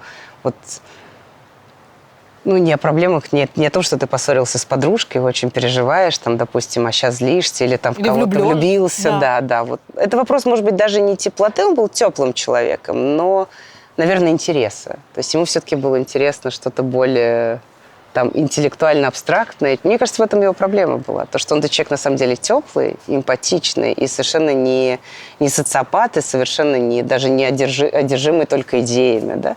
Но при этом он как-то сам оказался не в контакте с этой какой-то тактильной, физической, эмоциональной жизнью. Он оказался слишком далеко в этих интеллектуальных, абстрактных идеях. Это не была его развитая сторона. У него была, но она оказалась немножко недоразвита. И он был очень как раз тактичным и очень чутким к людям. То есть он очень, предупредительным, да, он старался не создать никому никакого неудобства. Он говорит, я никогда не приеду, никуда не предупредив, даже к себе домой. Я помню, как-то я должна была прийти к нему в институт и взять какие-то книги. И он мне говорит, знаешь, Маш, ты только не приходи раньше 11 утра. Я говорю, почему? Потому что, понимаешь, мне поможет, они же знают, что меня не будет в это время. Может быть, они попозже приходят на работу. Им будет очень неудобно. То есть он исходит из того, что они, наверное, приходят попозже, но если я приду рано, их там не будет, то им будет неудобно. Поэтому не надо, не приходи рано. И всегда-всегда мягко. То есть папа самое строгое, что он мне говорил, то, что он мной не очень доволен. Я помню, я потом страдала полгода, я вообще еле-еле вообще это пережила. То есть он говорит, я тобой был доволен, а вот сейчас тобой не очень доволен. И я у меня все обвалилось, все опустилось, я страдала так. Масштаб этих страданий превышал любые мои страдания, когда иногда я сталкивалась с какой-то откровенной критикой, агрессией, еще чем-то. Ты советовалась с ним, когда решала, идти ли тебе в политику? Да, я ему рассказывала. Я хотела что-то начать. Я говорю, мне все не нравится, мне надо куда-то пойти, я хочу где-то волонтерить, но не знаю куда. Как ты думаешь, куда мне пойти? Это 2003, когда СПС Яблоко уже все проиграли окончательно. Но я помню, что мы тогда...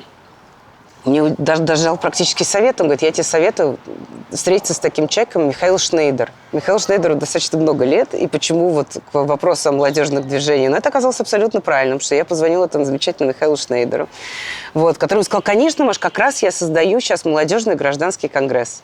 Я пришла и там как раз познакомилась с Навальным. Он тогда собирал из разных людей, и потом это стало как раз таким, из этой тусовки выросло несколько целых молодежных движений. То есть было «Я думаю» в высшей школе экономики, потом где-то появилось движение «Мы», которое Доброхотов, движение «Да», которое были мы с Навальным и с Марари. И он посоветовал пойти к Шнейдеру, да. Я поняла, что у меня идея, он понимал, с чем я не согласна, и с уважением относился к желанию идти заниматься каким-то активизмом.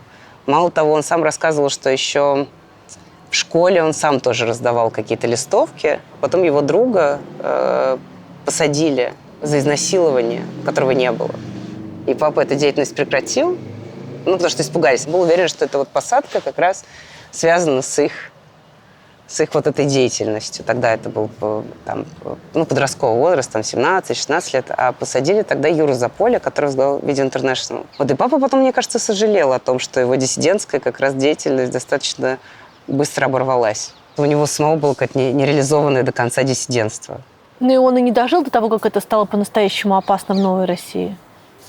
Да, он не дожил только, это стало по-настоящему опасно. Он, наверное, видел, как это было достаточно опасно в Советском Союзе, но он и нашел себе какую-то другую роль на тот момент. А мне кажется, все-таки какое-то диссидентство в нем оказалось не до конца реализованным.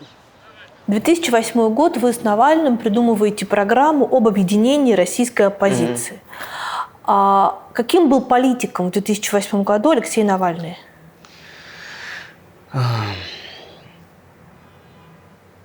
Я могу сказать так, достаточно скромным. Не по своим возможностям и достижениям, а скромным в том смысле, что он знал, что он хочет заниматься политикой и только политикой. Ему было это интересно, у него была к этому страсть. И он готов был заниматься этой политикой в любой роли, в том числе не самой главной. То есть, когда ему приписывают и говорят, что он такой вот лидер, он Вождистского типа всегда вождистского говорят. типа, да, вождистского. У него этот вождистский тип, это выработалось в результате опыта. Много лет он помогал, вначале в «Яблоке» работал, главой аппарата, он помогал Митрохину стать политиком, он помогал Яшину стать политикой, он помог мне стать политикой. На каком-то этапе он был готов с Никитой Белых работать и там помогать ему. Ну и, может быть, все бы оно так и продолжалось, если бы не было постоянной проблемы, что по какой-то причине, когда Алексей пытался сделать какую-то коалицию, работать с кем-то, его отовсюду отжимали. А почему его отсюда отжимали? Ну, потому что он какой-то был недостаточно из тусовки. Как такой вот взял, родился, просто никто его не знает, и чего-то занимается вот этим. Наверное, провокатор. А вообще говорят, что он националист. Да хрен его знает. Да кто он вообще такой? Мы не знаем его родителей, мы не знаем лично его, там, не знаю, с детства. Нам все это подозрительно. Ну вот, и поэтому он как-то в конечном счете стал работать один и понял, что для него это эффективное какое-то, ну, уже направление, то есть деятельности, да, и стал с этого момента расти. Когда он оказался один, очень часто говорили, что Навальный классный, он классный организатор, но у него абсолютно нет харизмы. Но потом оказалось, что есть харизма. Да? Просто эту харизму не все сразу видели, и не все готовы, когда нету подтверждения успеха, не все готовы что-то увидеть. Я-то видела харизму, видела силу, как бы Алексея, которая была. Она была и в толпе, и в организации, и в выступлениях, и, конечно же, он очень был креативным. Мы очень близко общались. Мы были прям вот каждый день общались. Мы офис снимали один, сидели буквально в одной комнате несколько лет. На все политические тусовки мы ходили вместе и друг другу помогали, и друг другу подыгрывали, я бы так сказала. Есть Вот. очень классная фотография, где стоишь ты, Навальный и Юлия Навальная. Возле какой-то машины. Что вы там делаете в этот момент? Ну, мы общались, слушай, мы с Юлей прекрасно общались. Я Юлю вообще очень люблю. И мы прекрасно... И вообще был какой-то момент уже в Кирове. Мы прям и с Юлей, и с Лешей. Мне еще там было тоже в Кирове очень одиноко, не с кем было общаться. Я практически уже жила с ними, мне казалось. Я уже так много к ним приезжала и так много проводила вместе с ними времени. Мы вместе отдыхать ездили когда-то с моим там первым мужем, и с Лешей, и с Юлей. Мы там на выходные куда-то ездили, много общались. Когда в нулевые, десятые, там, в начале, вы кричали «Мы здесь власть», вы хотя бы на одну секунду верили, что вы действительно станете властью? Во все более-менее, что мы делали, мы верили. Мы, во-первых, верили, что это активизм какой-то, он что-то поменяет. Потом мы верили, что да, мы здесь власть. Мы верили, что как-то это сменится. Яшин станет лидером оппозиционной фракции в парламенте, Навальный станет мэром Москвы. Тогда он таким образом, опять-таки, мыслил себя. Очень хотел быть, как раз иметь какое-то хозяйство, такую должность, хозяйственную работу. Я думала, что я буду каким-то министром здравоохранения.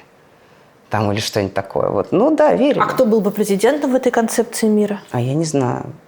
Да никто из нас не претендовал, кстати, на роль президента на тот момент. Но потом уже Навальный как бы стал каким естественным президентом возможным. И даже в 2012 году, когда были эти болотные сахара, мне тогда уже, я как-то все-таки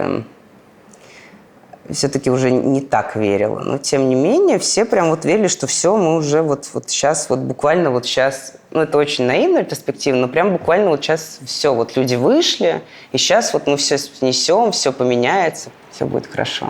Я помню, что я в Америке тогда просто училась и приезжала.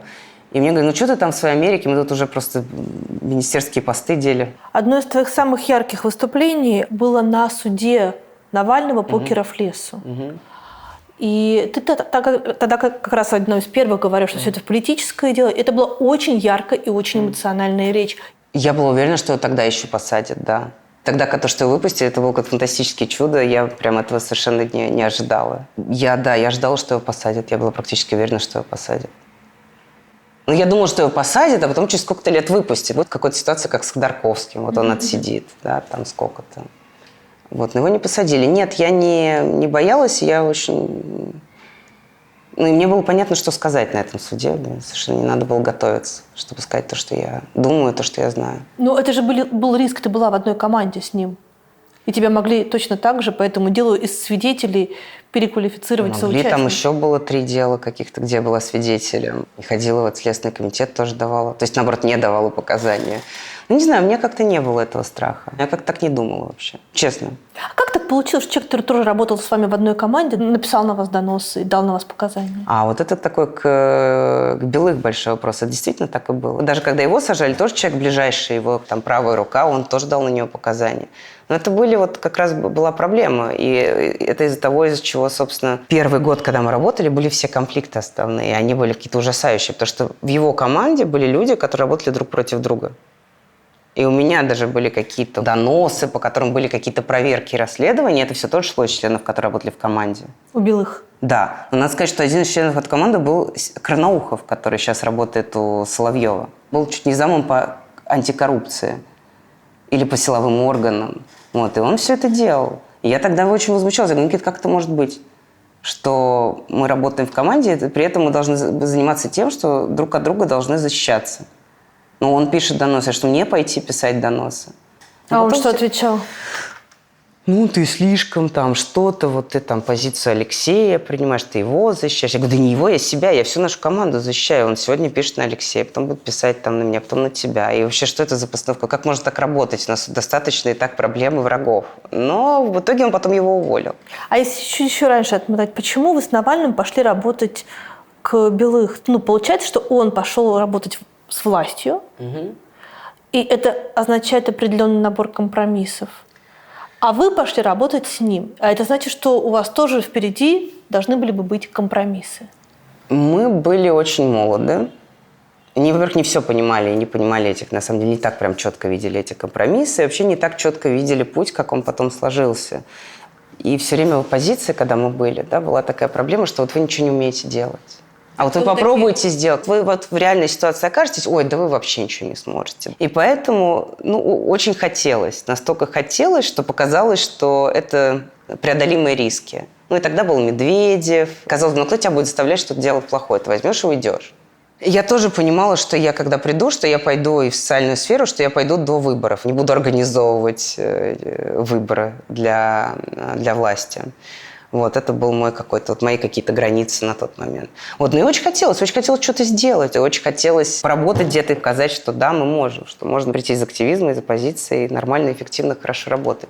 Но туда же вас Белых позвал, это же не сами вы пришли туда? Конечно, Белых позвал. Он не был членом «Единой России», он был лидером оппозиционной партии. Ну, относительно оппозиционной партии. Которую, собственно, и слили радостно, что в обмен на эту должность. Это тоже правда. А что значит это правда? Это была прям такая известная договоренность? Я не могу сказать, что известная, но очевидная достаточно. Да, потому что тогда эта партия, у нее была регистрация, ее как раз хотели сделать некой площадкой, да, в СПС, и хотели сделать эту единой площадкой оппозиции уже Немцов, там, Каспаров, как-то это было. На этом этапе, как только эта идея возникла, на этом же этапе Никите предложили губернаторы, но при этом эту партию отдать. И он тогда очень вместе с Гозманом и с Чубайсом, они очень тогда лоббировали, и было понятно, что они отдают ее Кремлю. Я тогда очень активно против этого боролась на самом СПСе. На съезде вот с Борисом Немцовым боролись, даже мы были абсолютно правы, потому что с формальной точки зрения там съезд был нелегитимен. Да.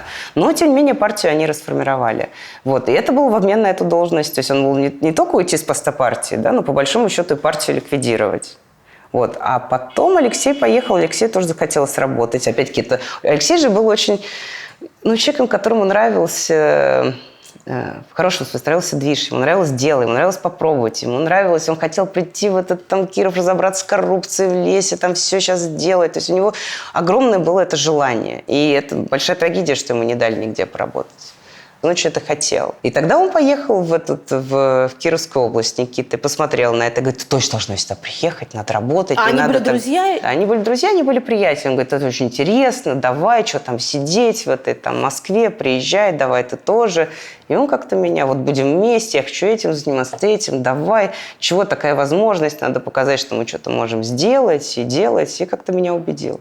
Вам деньги за это платилось? Алексей был на общественных началах, а я уже, когда вот стала вице-губернатором, то я получала зарплату. Достойную зарплату, я считаю. 30 тысяч рублей, $1000 в тот момент нормально, в принципе, для региона зарплаты. Но для тебя, человек, который вырос в центре Москвы, родился и вырос в центре Москвы, приезд вот в эту русскую глубинку, наверное, это было первое столкновение с людьми, которые живут в России. Ну, я не знаю, у меня мама достаточно, когда жила такой врач, да, она жила такой простой достаточно жизнью в материальном плане тоже. Я людей видела, она ходила, помогала в церкви, да, помогала в том числе людям, там, бомжам и так далее, и, там, лечила и организовывала медицинскую помощь. Я видела разных каких-то Сейчас людей тебе, как человек из вокруг. провинции, скажу, Москва не Россия. Но, с другой стороны, в Москве есть люди со всей России. Тоже правда. А когда ты находишься в одном, ты видишь, что там. Да? Ну, Киров – это вообще отдельное очень Киров – это место. прямо отдельное место, да. И поэтому, да, мое знакомство, хорошо, можно считать, что мое знакомство с Россией началось с Кирова. Это был некоторый вызов для всех. Для кировчан для них было сложно принять меня. Тебя, Белых, Навального. Белых, Навального. Я вообще не понимаю, почему это с ними произошло. Почему с ними? Вот они самое какое-то вот такое вот традиционное место. То есть если Одесса, например, вот ожидает, что с ними что-то такое произойдет, то есть если завтра туда Трамп приедет работать, то они не удивятся, мне кажется. А вот Киров это вообще все шокировал. Как вообще? Каким образом? Почему? И поэтому это требовало большого усилия от кировского общества, это принять. Я тогда даже недооценивала, насколько большого усилия. Но потом все получилось. И реформа медицины, которую я проводила, получилась. И там проект поддержки местных инициатив, который мне был дорог. И, в общем-то, стандарты социальных услуг. И семья для пожилых людей. И вообще куча всего было сделано там за эти 2,5 года. И все в итоге сложилось. Мне все время кажется, что у российской власти есть ощущение, что им выдают не тот народ, подвозят не тех людей, с которыми что-то можно сделать. Когда ты столкнулась вот с этим самым народом в Кирове, что ты про них поняла? Смотри, я поняла, что вообще уж если тебе надо сталкиваться с народом, то лучше идти прям сам в этот народ. Причем желательно не с посредниками от народа общаться, а с самим народом. То есть у меня чем дальше было от центра, от Кирова и ближе в глубинку, Киров, да, это тоже... тем легче мне было. То есть, потому что вот у меня был такой проект поддержки местных инициатив, это гранты на уровне сельских поселений на те вопросы, которые они сами решают. Они там софинансируют поселковые дороги, ремонт водопроводов, детские площадки. Это именно сельские поселения. И вот там вот с людьми, которые, да, они живут некоторые в глуши, где дорога есть только зимой или летом, мне нормально было. Мне было тяжело с бюрократами внутри. Допустим, с главным врачом областной больницы, но не было никакого проблем, когда я приезжала в какой-то ФАП. Проблема не народ, а те, кто между этим народом стоят и представителем власти. Все говорят, это не пойдет никогда, у нас люди такие, они никогда не смогут. Вы что? А что, они договорились? Мало того, даже люди про себя говорят, да не, ну как нам такое предлагать? Да не, мы никогда не договоримся. А потом оказалось, что все прекрасно договорились, всем очень понравилось. А как это коррелируется с тем, что именно эти люди в конечном итоге молча согласились на мобилизацию, А никак не коррелируется. Войну? А вообще никак. Как в 90-е считали, что рыночная экономика, да, изменит все. За экономикой последуют изменения и политических. Это вот мой отец в значительной степени в это верил. Они в этом смысле были марксистами и верили в такой экономический детерминизм в каком-то смысле. Также я была уверена, что если вот поменять вот этот вот механизм, что люди будут собираться, а там этот проект длился, может, он даже до сих пор идет, не знаю, уже 10 лет точно я следила. Он длился, и там в год по 300 проектов, то есть там уже в каждом сельском поселении уже все межпоселковые дороги, детскую площадку сделали, и люди все собирались. И где-то 15-20% они сфинансировали, они скидывали из своих денег. А здесь насколько сложно финансировать, во-первых, с каждого ли дома, с дома или с человека или с семьи. А если ремонт на другой улице, а не у тебя, надо тебе скидываться или нет. Но они договаривались, там ни разу не было, вот когда я была, ни разу не было, потому что люди не собрали денег. Или проект обвалился. Но я была уверена, когда это дело, что это вот эти механизмы демократии базовые приведут к каким-то сменам, что люди захотят там чего-то большего, они начнут участвовать, они станут собственниками своей судьбы. Но потом я была что-то очень наивная, что ни на что это не повлияло. Да, они отремонтировали все это, да, на каком-то уровне там произошла самоорганизация, но на войну, на мобилизацию, на взгляды, на ценности это не повлияло никак. Ну, пожалуйста, хотя бы обделайся этих реформ, повыси уровень социальных услуг, это не значит, что поменяются какие-то ценности. Но люди скажут, спасибо, нам стало жить легче, а теперь мы пойдем спокойно мобилизуемся. Нельзя опираться на те же ценности и надеяться, что можно здесь... То есть улучшайзингом жизни ты не изменишь сознание. Да. Да. Мне кажется, что все-таки это российская история, то, что выбирали. Вот даже посмотри на историю России, кого мы знаем. Это Петр I, Екатерина, там Иван Грозный, Сталин. Ну, например, Минин и Пожарский почему-то никого не интересует. Хотя это как раз история красивая. Люди из народа вышли, в народ вернулись, там что-то сделали. Ну, во-первых, Советский Союз, да, уже точно перечеркнул то, что я каким-то образом подходил к истории очень избирательно, да, и к тому, что людям рассказывали про себя, про власть, про силу, про мощь, про военную. А потом это все продолжили в 90-х. но чуть небольшой был перерыв вот на отсутствие величия, а потом все то же самое. Это очень имперское сознание, это какой-то вот это культ силы, который как внутри, может быть, это результат на некое насилие. Но нельзя сказать, что в России, слушайте, если исторически рассматривать, если посмотреть как бы Россию, Российскую империю, нельзя сказать, что там уже были какие-то такие чудовищные. То есть там не было практически смертной казни, там не было каких-то уж таких пыток Как-то и не было, наказаний. была смертная казнь. Ну, была, но сколько ее применяли?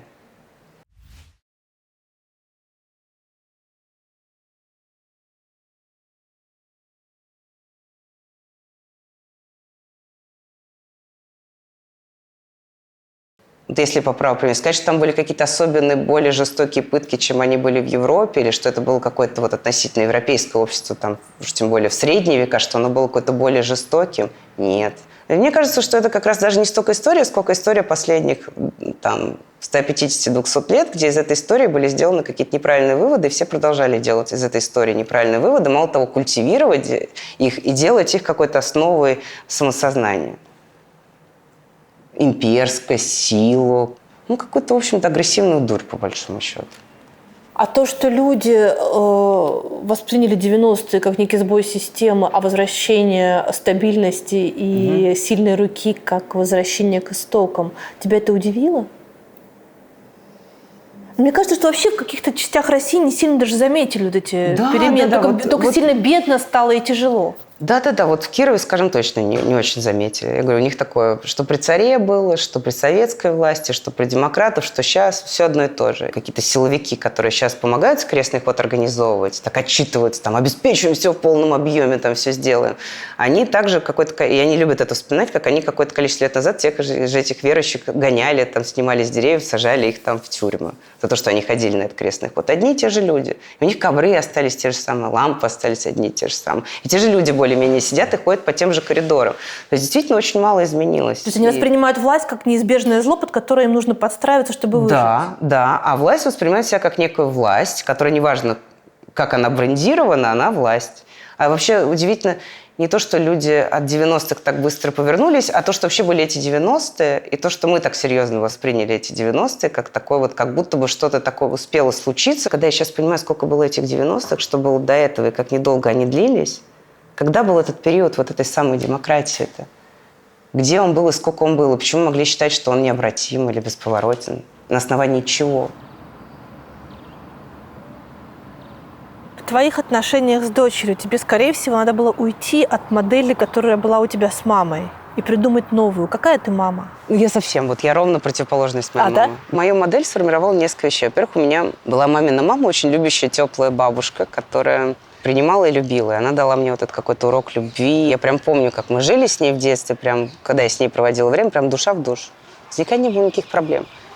Мы всегда прям вот на одной волне. Я помню, я просыпалась утром, и вот у меня была такая следующая цель. Там незаметно застелить постель, почистить зубы, умыться, прийти к ней, пока она на кухне что-то сделает, и сделать ей сюрприз. И я прям помню вот эту радость, как она оборачивалась, и как она была рада меня видеть.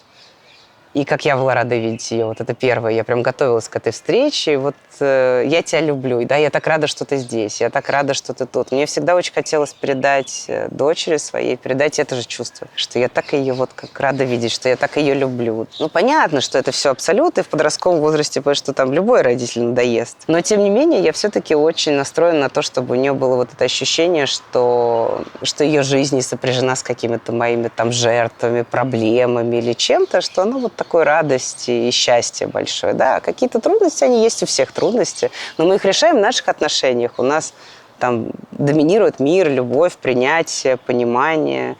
Я стараюсь не критиковать. Мне иногда подружки ругают, ты ей там все, ты ее балуешь, там, ты еще что-то. Но я не хочу, меня так напрягало, когда вот тебя в детстве постоянно дергают. Вот это сделай так, вот это не там сел, не там встал, не там положил, не то сделал. Хотя я как раз и по хозяйству помогала, и училась хорошо, ничего такого драматического не делала. Но вот это, что тебя постоянно могут одернуть, какая-то нервность, знаешь, вот такая была. Вот я хотела, чтобы у нее этого не было.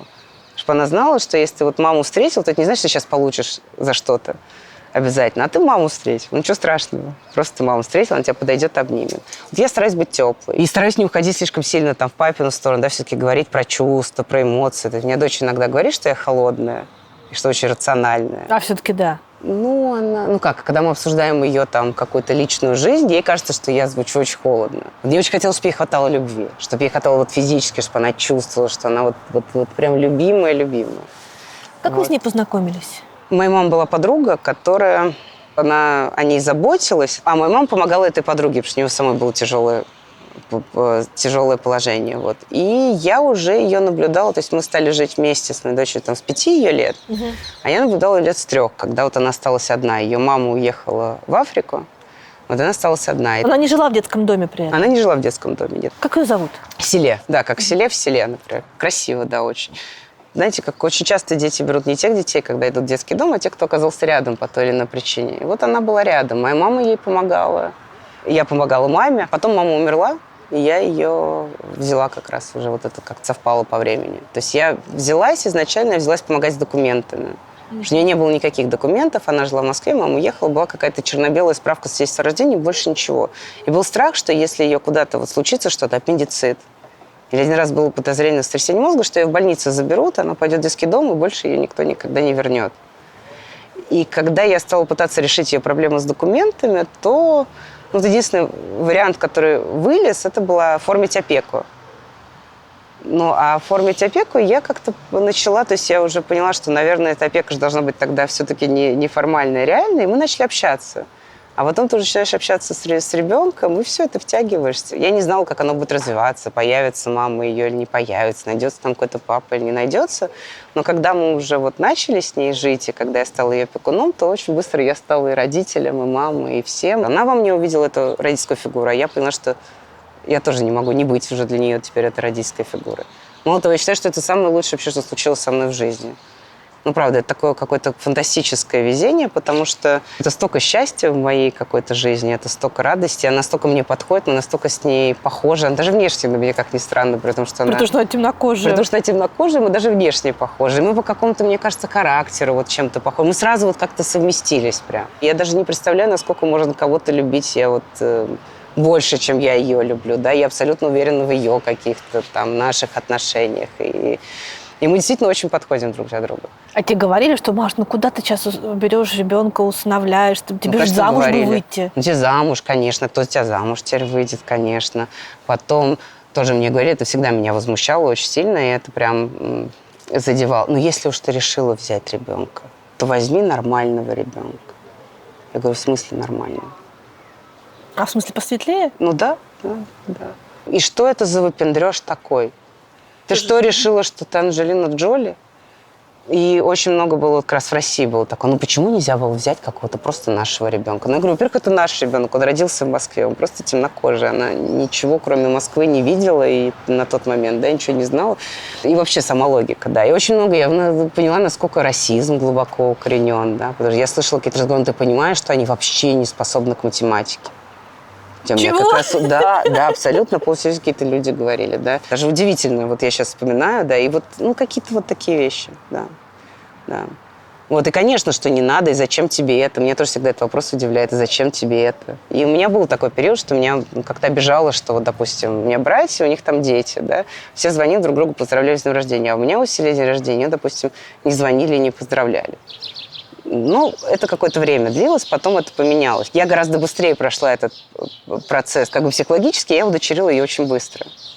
Ну, а для семьи, вот, понимание, да, всего этого заняло какое-то гораздо большее время.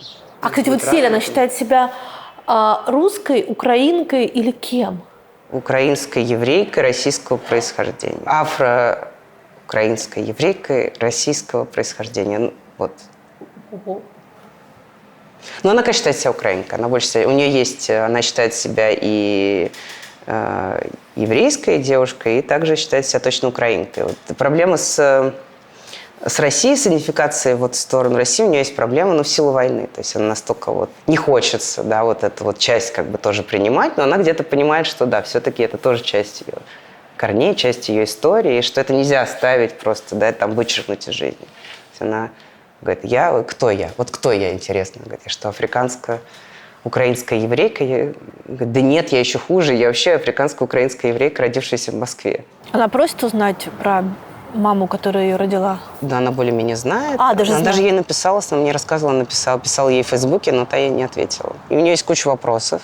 У нее какой-то список вот такой вот вопросов, который можно задать только маме как раз. Но мама просто пока не готова отвечать. Ей, конечно, очень обидно. И она не понимает, как вообще можно так вот кого-то родить и уехать, зачем тогда надо было рожать и так далее. Я надеюсь, что, может, мама с ней все-таки захочет поговорить и даст ей эти ответы. Я старалась не скрывать. Я ходила, мне очень... Не то, что повезло, это было необходимое требование. Мне повезло просто, что я ходила на курсы по приемных родителей, и был такой курс сокращенный, который Петрановская вела. Мне так много это дало, и вот они как раз заложили, что надо все детям рассказывать, надо от них что прятать, надо прятать. Поэтому я прям даже старалась быть каким-то хроникером жизни, то есть сохранить какие-то все бумаги, все, чтобы она могла с этим сама познакомиться и сама сформировать свое какое-то мнение. И когда вырастет, чтобы она знала, что никто ничего не скрывал, что я не делала чего-то за ее спиной, не обманула, что она может посмотреть вот все бумаги, которые относились, вот все процессы, да, вот все, что было, вот чтобы оно было. А отца не видели, да? А я не знаю, кто точно отец, честно говоря. Там разные люди претендовали, в свидетельстве о рождении никого не написано. Кто отец, я не знаю. Есть один, который под подозрением сам заявился, когда был такой сюжет на НТВ про то, что я украла ребенка. Там как раз появился такой вот человек, который живет в Лионе, он тоже африканец, и он как раз говорил, что я украла у него дочку. И как раз Селе очень на него обижена. Говорит, я очень переживаю, что этот Марк умрет. Я думаю, ничего себе. Я говорю, Селе, почему из всех людей, которые могут умереть, ты переживаешь вот за этого Марка? Говорит, потому что я хотела бы позвонить ему в дверь, и чтобы он открыл, и я ему все сказала. А на НТВ прям травили, да, тогда? Ну да, для нее, как для ребенка, это чувствительно. По российским меркам, может, и не так травили, я не знаю. Ну, какая-то вся чернуха. Я даже не помню, что там было. Украла ребенка, распутный образ жизни, алкоголизм. Наркотики? Наркотики, кстати, нет. Почему? Почему-то женщина обвиняет в алкоголизме. Со временем не научилась не пускать в сердце такие комментарии или такие фейк-новости. Тебе все равно, я вижу, что тебе больно. Я так старалась в этой Кировской области, а столько усилий получилось там, где... и такая ужасная вещь, такое обвинение, это ужасное обвинение. Конечно, обидно, что люди такой верят и сразу верят. Я привыкла, но я-то как раз считаю, что в этом была моя ошибка. Что если бы я больше в это эмоционально с самого начала втянулась, то, может быть, я бы ответила бы, как-то, может быть, отреагировала на это раньше, какое-то расследование бы сама сделала бы. А я считала, что, есть, мало ли что говорят, мало ли что только не пишут. Да, вот. А оно все-таки разное. Когда тебе пишут, что ты чья-то любовница, это одно. Когда все-таки пишут, что сбила девочку, это намного страшнее. Есть мнение, что твой отъезд на учебу в Америку не был связан с тем, что ты хотела действительно и долго планировала чему-то выучиться, а был связан с тем, что ты насмерть сбила ребенка, не было проведено расследование в Кировской области, и поэтому тебе пришлось скрыться.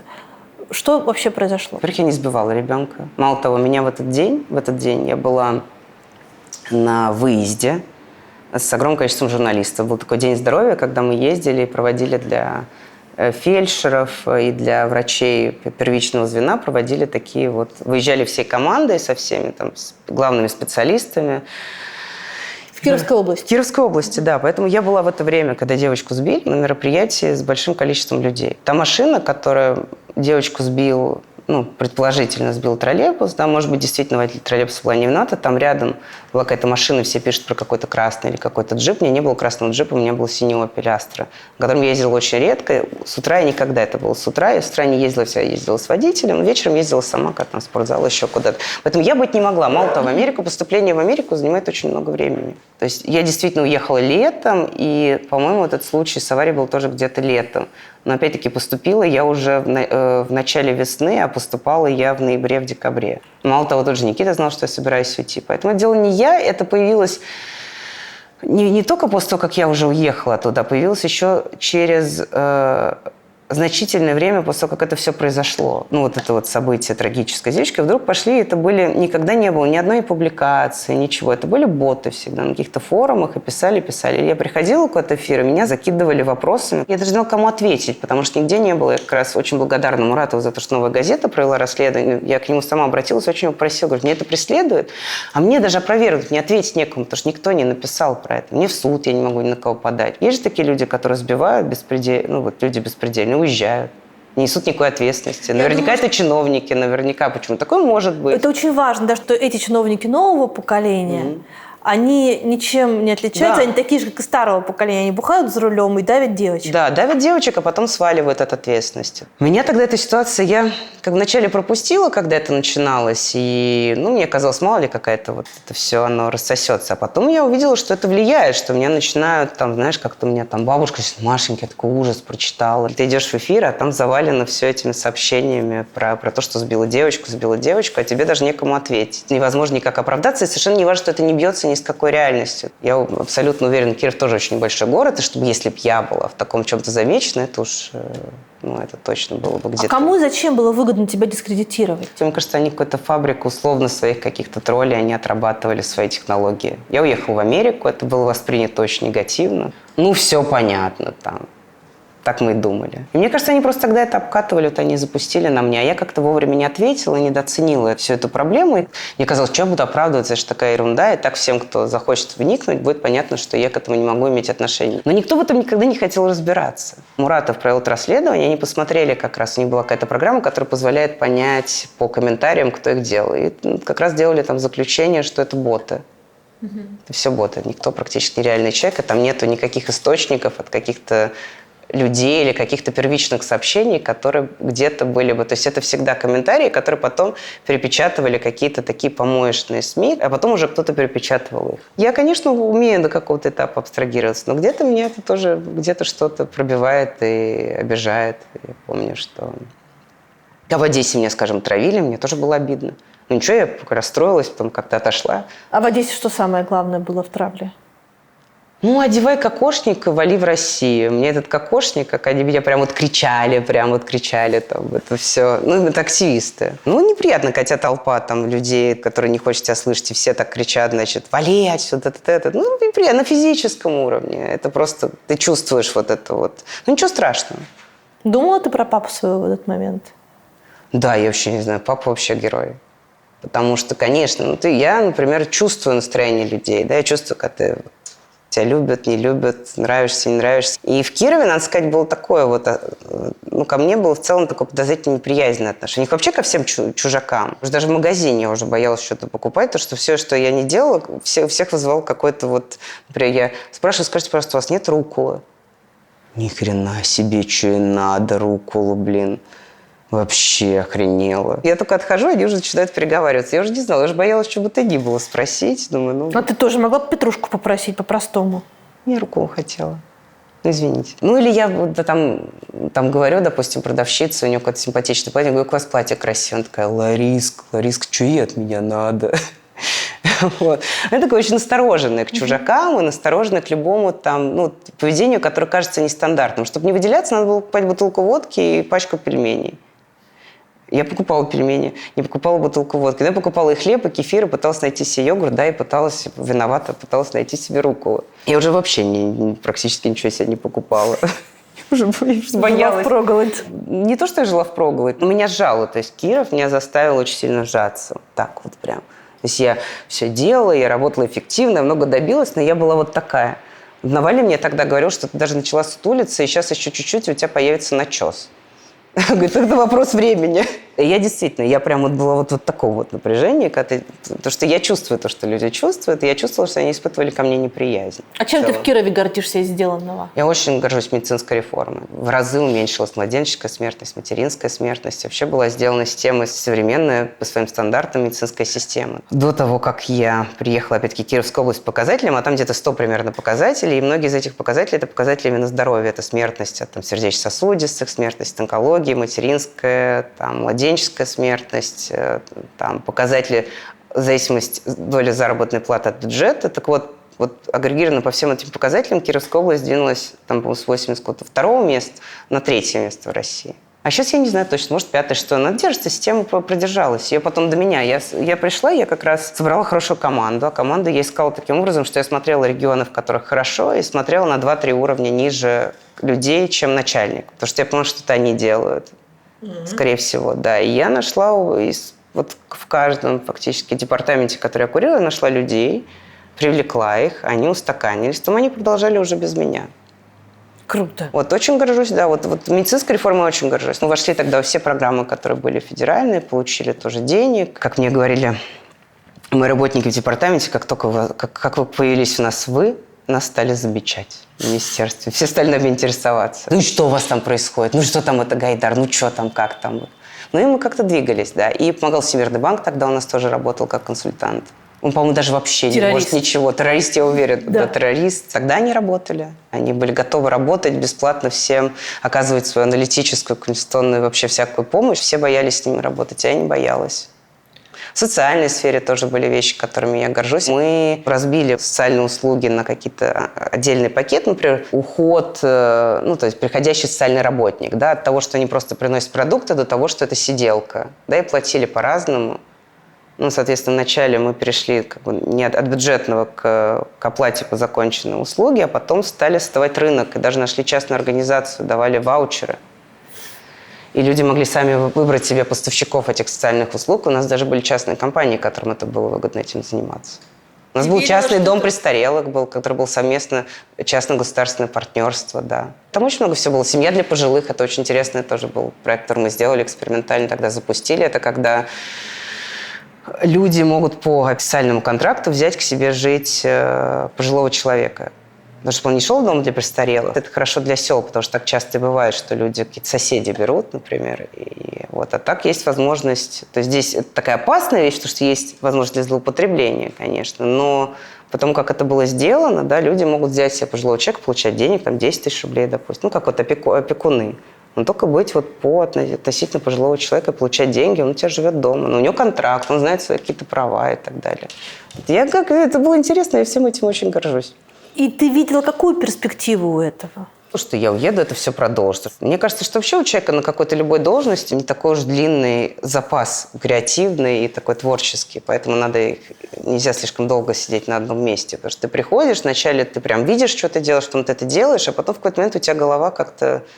ты приходишь в какую-то точку, да, некую такой пределы своих, наверное, возможностей. Ты уже начинаешь считать, что это можно сделать, а это уже нельзя делать. Да, у тебя складывается какой-то собственный опыт, который тебе мешает, наверное, двигаться дальше. Поэтому я видела работать в Кировской области, поехать поучиться в Америку, потом вернуться и взять власть в России не лично в свою сторону, да, так взять, или что будет какая-то власть, будут какие-то выборы, да, и дальше работать. Может быть, где-то в министерстве, может, в каком-то центре реформ, может быть, там избраться депутатом. Продолжать это делать, но на общегосударственном уровне.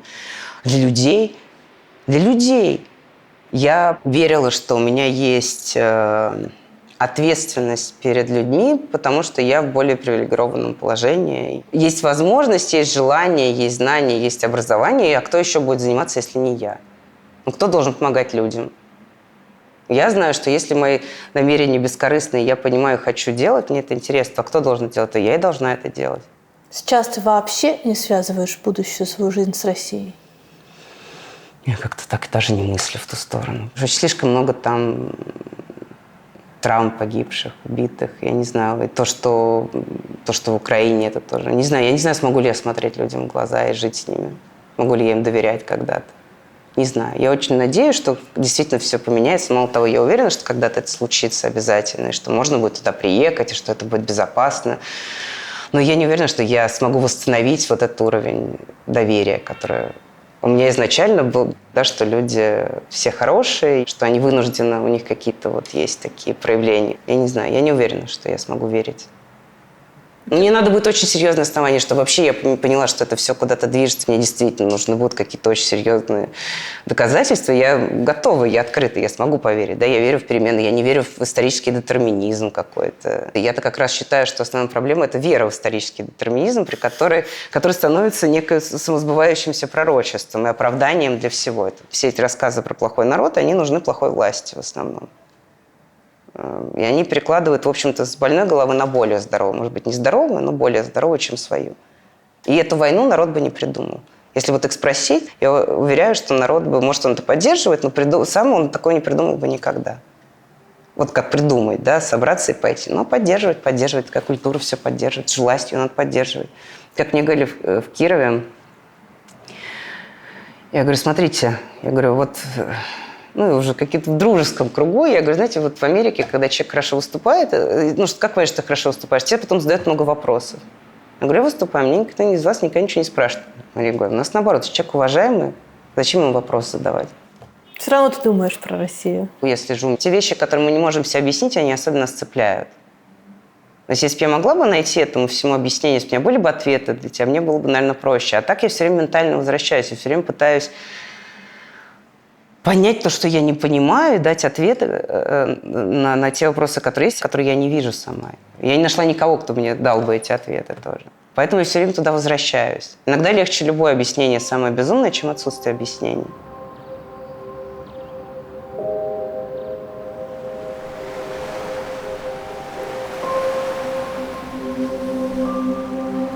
Когда здесь 7 октября началась война, у тебя был эффект дежавю?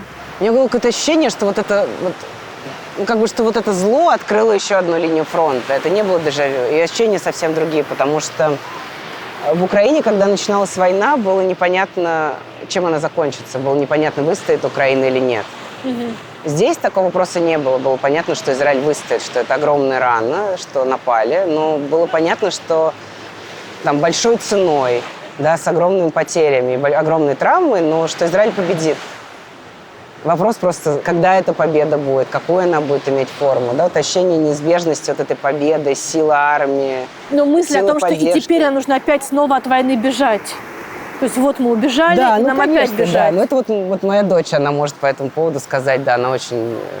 Говорит, ну как же так, мама, почему все время я оказываюсь в тех местах, где война? Да она считает, что война лично ее преследует.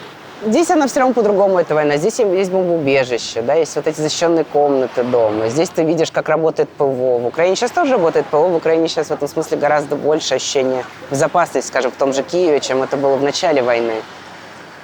Ну и здесь ты понимаешь, что тебя прям защищает. Тебя защищает оружие, тебя защищает система. Если ты все будешь делать правильно, все-таки и ты не на фронте, не на передовой, то ты защищен. В этом смысле это другое ощущение. С другой стороны, здесь есть вот это ощущение тяжелое, что весь мир против Израиля, да, и ощущение этой несправедливости к тому, как все это видят, к тому, как относятся, к тому, как недолго люди там помнили, что случилось здесь 7 октября, как быстро перешли к каким-то другим темам. Это все равно давит и действует, да, это какое-то вот ощущение все равно несправедливости.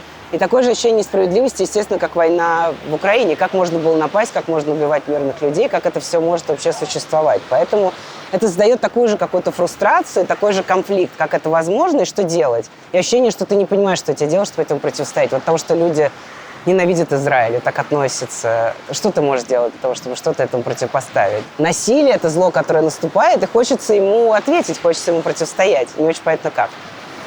Фраза, которую сейчас все цитируют, она уж такая немножко на белосковину, про то, что любая война в конечном итоге все равно кончается переговорами. Но и в ситуации нападения России на Украину, и в ситуации нападения Хамас на Израиль, как ни крути, эти страны остаются соседями. И мы не можем перекроить земной шар так, чтобы их развести.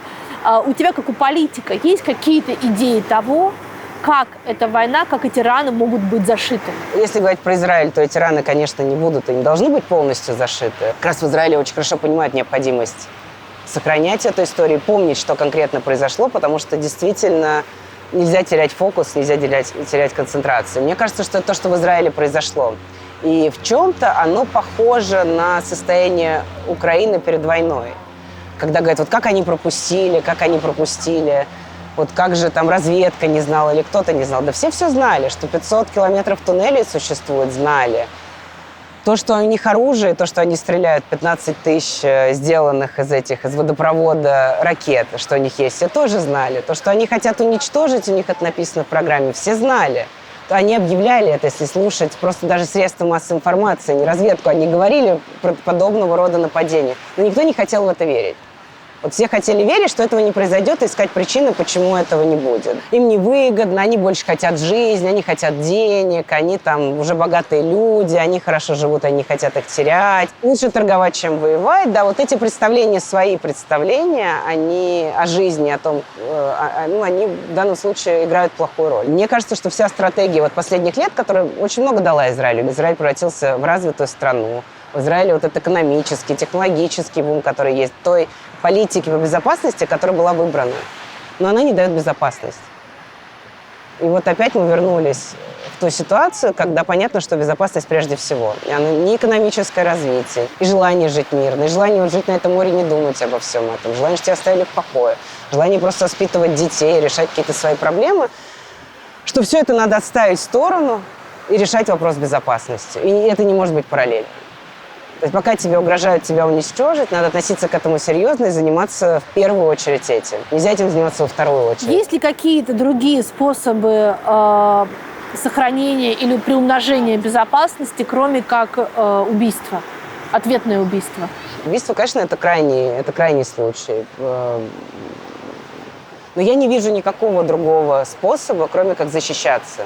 Мало того, я могу сказать, что я выросла в такой парадигме, что человечество, есть некий такой необратимый позитивный тренд, при котором мы действительно будем жить в глобальном мире, и войны будут не нужны, потому что есть столько плюсов вот в этой свободе, есть столько плюсов в отсутствии войны, и что любое насилие это имеет какую-то свою причину, и зло имеет причину. А если эти причины устранить, то его и не будет. А почему ему надо быть, если жить в мире и в добре намного лучше? Но потом я поняла, что нет, некое зло, что оно существует, и оно требует отпора. Его нельзя переубедить, его нельзя перевоспитать. Абсолютно не важны, какие причины. Оно может и не иметь никаких причин. А даже если есть причины, то это не важно. Даже если человека били в детстве, обижали, но он идет и потом кого-то насилует, убивает, что в конце концов тебе... Конечно, может быть, интересно и важно разбираться, а почему же это с ним случилось, но ты понимаешь, что единственная возможность что-то с этим делать – это его останавливать. И останавливать зло может только сопротивление. Есть какие-то вещи, которые нельзя отложить. Вот Украина тоже. Украина не верила, что Россия… Последние люди, американцы, говорили, что на Путин все верили. Многие люди в России верили, что Путин нападет, а в Украине люди не верили. То есть ты как человек, в общем, приближенный к большим политическим кругам, не верил? Причем те, кто были, я верила. Я знала, я как раз была из тех, кто говорил, что, конечно, нападет, и сколько сможет, столько и возьмет земли. Докуда сможет, до туда и дойдет. Но со мной все спорили, больше всех спорили именно украинцы. Хотя, казалось бы, уже был 2014 год, забрали Крым, устроили в Донецке и Луганске. Ну, как можно в это не верить и почему в это, собственно, не верить? Было желание все равно... Вот иметь войну, да, но вот сохранять этот мир, сохранять мир любой ценой. Поэтому в 2014 году Украина не объявляла военное положение, не было общей мобилизации, потому что это был такой выбор все-таки в пользу экономики, в пользу какого-то сохранения мирной жизни. Ну и в итоге это привело к такой вот войне, которая случилась уже в 2022 году. Какие сейчас превалирующие настроения в Украине? Как себя чувствуют люди? Я не в смысле бомбежек, а в смысле ожиданий и надежд на будущее. Потому что очень разные люди говорят разные вещи. То говорят, что вообще в Киеве не чувствуется войны, и люди, наоборот, стараются жить изо всех сил. То говорят, что очень тяжелая жизнь и апатия, и... Ну вот конкретно в этом году очень тяжелый год. Это вот то, что не удалось контрнаступление, то, что мы видим, что Россия становится все сильнее и поставила свою промышленность на поток. Мы видим то, что и армия научилась воевать именно с Украиной, и у них постоянно возобновляемые ресурсы, и людей, и вооружение. Это тяжело. Когда война началась, это был большой шок. Потом была эйфория от того, что выжили, сумели справиться. И люди, когда приезжали в Киев или встречались, было у всех такое ощущение, что вот прям, я не знаю, каждого человека, которого ты встречал, которого ты уже видел, продавщица могла быть знакомая в магазине или еще кто-то, прям хотелось их обнять, всех расцеловать, это была такая радость и такое ощущение вот этого единения всех, да, ощущение вот этой силы противостояния. Но, конечно, даже при любой силе эти силы начинают заканчиваться, истощаться, и люди все равно очень сильные, и все равно настрой идти до конца и побеждать.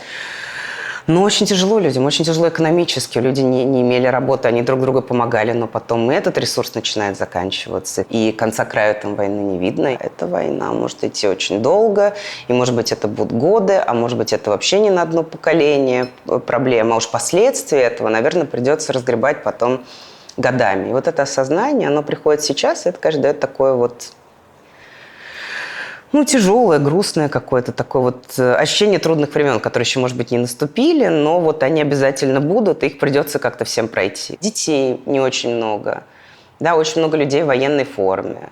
Все равно не горят вот так, как горели здания. Все равно есть комендантский час, да, все равно есть сирены и тревоги, ты их слышишь. Люди, конечно, к этому привыкли, но это не значит, что оно стало нормально. Когда по ночам летают ракеты, да, то люди не спят, люди там стараются куда-то выйти, что-то обзванивают всех. То есть ты видишь, что это как-то вот другие люди, и они по-другому себя ведут. Это другой город, у него другое настроение. Но люди, конечно, хотят жить. И очень много людей, которые в Украине, они прямо говорят о том, что они стали ценить жизнь. Да? У многих такие вопросы, а можно ли жить, когда такое происходит? И люди говорят, ну вот я, например, именно сейчас развела себе сад. Кто-то родил ребенка, кто-то завел собаку, кто-то ремонт делает. Вот у людей есть потребность в этом каком-то созидании. Я, скажем, была в Буче после того, как там все это было, ездила с подругой, которая хотела там дом купить. И она хотела, чтобы мы поехали и посмотрели. Уже после всего? После всего, да. То есть, возможно ли, хочет ли она там жить после того всего, что произошло. Сможет ли она там жить, как. И меня, конечно, поразила скорость, с которой люди строили, скорость, с которой люди как-то все воссоздавали обратно. И вот эти новые социальные связи, когда люди стали соседи приглашать друг друга, все в гости. И мы, на самом деле, вошли не в тот дом случайно. Люди говорят, да приходите, присаживайтесь. Мы сели за стол, просидели 10 минут, потом поняли, что дом не тот. И что они ничего не сдавали, не продавали. Они говорят, да мы уже привыкли. После войны все смешалось. Говорит, человек говорит, да тут так вообще было, так бомбили. Я, говорит, немножко контузился. Говорит, я что-то не узнаю людей, говорит. Я решил, что вы какие-то соседи, которых я не узнал. Потому что мы все начали сейчас общаться заново. Ну и действительно, вот это вот ощущение, что вроде вот только что была смерть, а вот это вот желание жить, оно тоже очень сильно есть. И это нельзя сказать, что ты ничего не ощущаешь. Ты просто ощущаешь такое прям болезненное стремление жить. И наверстать, и не упустить, и вот что-то такое вот. Раз жизнь неизвестно, сколько она будет, надо ее прожить, да? Надо ее жить вот как-то в полном, в том числе и физическом каком-то проявлении. Политически, как ты оцениваешь решение Зеленского об отмене выборов? Ну, выхода никакого не было. Все политические партии написали, что выборы не нужны, и я считаю, что это правильное решение. Их невозможно было провести на оккупированных территориях. Кроме того, надо сказать, что все лидеры оппозиции в Украине, когда началась война, они полностью прекратили критику. А критика в Украине была активна. У одной Тимошенко было по 3 акции, по 3 пресс-конференции в день. У Петра Алексеевича тоже, у всех на самом деле. Но они все замолчали. Ну и фактически перестали публично выступать с чем-то оппозиционным, но и перестали действовать. Потому что они все очень сильные игроки, которые вот так вот сложным образом друг с другом воюют, борются, там, договариваются, делают союзы. Нормальная политическая жизнь, причем очень активная. Вот в Украине она такая прямая, контактная, ежедневная. Там прям вот такая борьба носит такой почти физический характер. Кто-то прям люди приходят на собрание, уверены, что прям сейчас здесь все решится. Поэтому всем это очень... Тебя пугало, да, такое? Мне очень нравилось. Все это тогда обретает смысл какой-то, чем в России, когда все эти процедуры и ритуалы не имеют отношения к тем решениям, которые принимаются. Вот поэтому это было коллективное решение, в том числе и всех политических игроков. То есть это общий консенсус, что выборы не нужны. Я, насколько понимаю, американцы тоже так считают. И все, по-моему, так считают. А американцев надо спрашивать? Конечно, обязательно. Естественно. Слушай, они помогают, наши союзники, партнеры, конечно. Хорошо, что им есть до нас скажут, дело. Что они ваши хозяева. Очень хорошо, что кому-то есть до тебя дело, и кто-то готов тебе помогать. И в случае с Украиной, которая не является такой огромной страной, ну и Израиль, скажем, не является тоже большой страной, тоже нуждается в этой помощи. И Украина нуждается в этой помощи. Это надо воспринимать с пониманием и с благодарностью. Какой-то один из издержек и противовесов – это какая-то нормальная издержка и противовес. Вот такая страна небольшая, но и не маленькая, как Украина, она в состоянии сама действовать, быть актором на политической арене? Или все равно у тебя должны быть какие-то старшие товарищи? Я согласна, что это такая проблема как раз страны среднего размера, потому что маленькие страны, они должны обязательно войти в какой-то блок. Иначе они не смогут, у них не будет ни рынка, они не смогут себя защищать. Большие страны, понятно, они большие. А вот средние как раз страны, да, с ними возникает вопрос. Экономически они точно могут, если они в каком-то рынке работают, конечно, они могут быть полностью независимы. Ну, а военная, ты можешь быть независимым, но сколько тебе это будет стоить? Понятно, что сейчас идет война, и сколько бы это ни стоило, ты должен вооружаться и не рассчитывать в том числе на западное свое вооружение производить. И я думаю, что в конечном счете Украина станет таким каким-то хабом военным, скорее всего, в Европе. Там разместят в итоге заводы, и эти заводы будут работать на обеспечение вот этого всего европейского, не обязательно только европейского рынка. Но с точки зрения безопасности, пожалуйста, ты можешь, конечно, но тебе что-то 40-50% ВВП надо тратить тогда на вооружение. Но это все равно не, с точки зрения одной конкретной страны, это слишком большое бремя. Все равно надо быть в каком-то блоке, все равно надо быть с кем-то. Потому что вооружить полностью страну на 30 миллионов, которая могла противостоять и защитить себя от страны, в которой 150 миллионов, хорошо, Россия тратит треть своих бюджетных средств на вооружение. А сколько надо было бы Украине тратить? 90% своих средств на вооружение. Если бы не было войны, то это возможно абсолютно. 40 миллионов – это вот так достаточно. Тем более Украина – потрясающее географическое положение. Действительно, есть и море, и горы, и куча стран, с которыми Украина граничит. И Турция с той стороны, и, пожалуйста. Если был бы мир, то и Россия. Все было бы прекрасно. Экономически может, военно нет. Я думаю, что сейчас нет вообще практически стран, кроме Америки и, наверное, Китая, которые могут самостоятельно себя с военной точки зрения обеспечить, без какого-то блока, без какой-то помощи. Про твою личную жизнь вообще ничего не известно. Вот известно, что ты в 19 лет вышла замуж. Да. На этом как будто бы все. Что было дальше? Я потом еще второй раз вышла замуж. Так. А потом развелась. И сейчас ты не влюблена и не замужем. К сожалению. Ну, то есть хорошо, что, может быть, не замужем, жаль, да, к сожалению, не влюблена. Личная жизнь, она, мне кажется, ничего в ней такого особенного, интересного нет. И у нее был очень хороший первый муж. Но я просто не понимала, насколько он хороший, потому что он был первый муж. Единственная фотография, которая есть в прессе, это 2015 год, и ты с высоким значит, второй муж. блондином идешь на избирательный участок в Одессе. Значит, это второй мой муж был. Мы с ним, да, расстались как раз в той же Одессе. Вот когда закончился период Саакашвили, как раз тогда же он просто не переехал со мной в Киев. То есть ты периоды своей жизни меряешь не мужьями, а своими политическими партнерами? Ну, сейчас вот так ретроспективно. Может быть, если бы моя какая-то жизнь, она сложилась, я бы мерила бы иначе, мое замужество, но оно как-то не сложилось. Первый муж у меня был действительно замечательный, прекрасный. Я всегда вспоминаю его с огромной теплотой. Просто это было, может быть, слишком рано.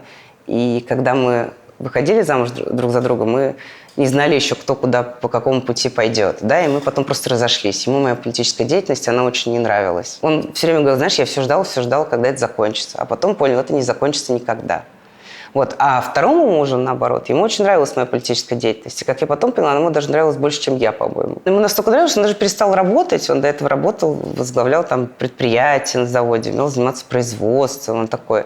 А когда пошла политическая деятельность, он вообще все это забросил и решил помогать мне.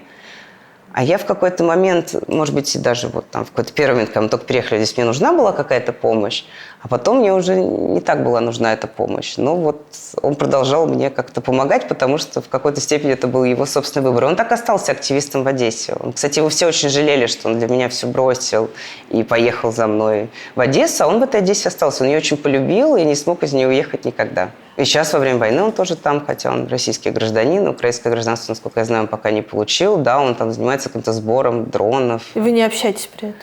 Мы переписываемся, иногда общаемся. У меня есть к нему обиды определенные, больше связанные там, с моей дочкой. Ничего такого прям специально плохого у нас такого не произошло. Я желаю ему удачи, я желаю, чтобы у него все было хорошо, и я к нему нормально отношусь. Хотя горечь определенно у меня есть от того, что я, знаешь, как-то надеялась, когда вот выходила замуж, то есть мне казалось, вот как хорошо быть с кем-то, как хорошо, когда ты можешь вот эти бытовые вещи, ну как же хорошо. Вот. Неужели это вот оно все? Вот я так мы будем вместе. То есть у меня был какой-то настрой совершенно, а у него оказался какой-то другой настрой.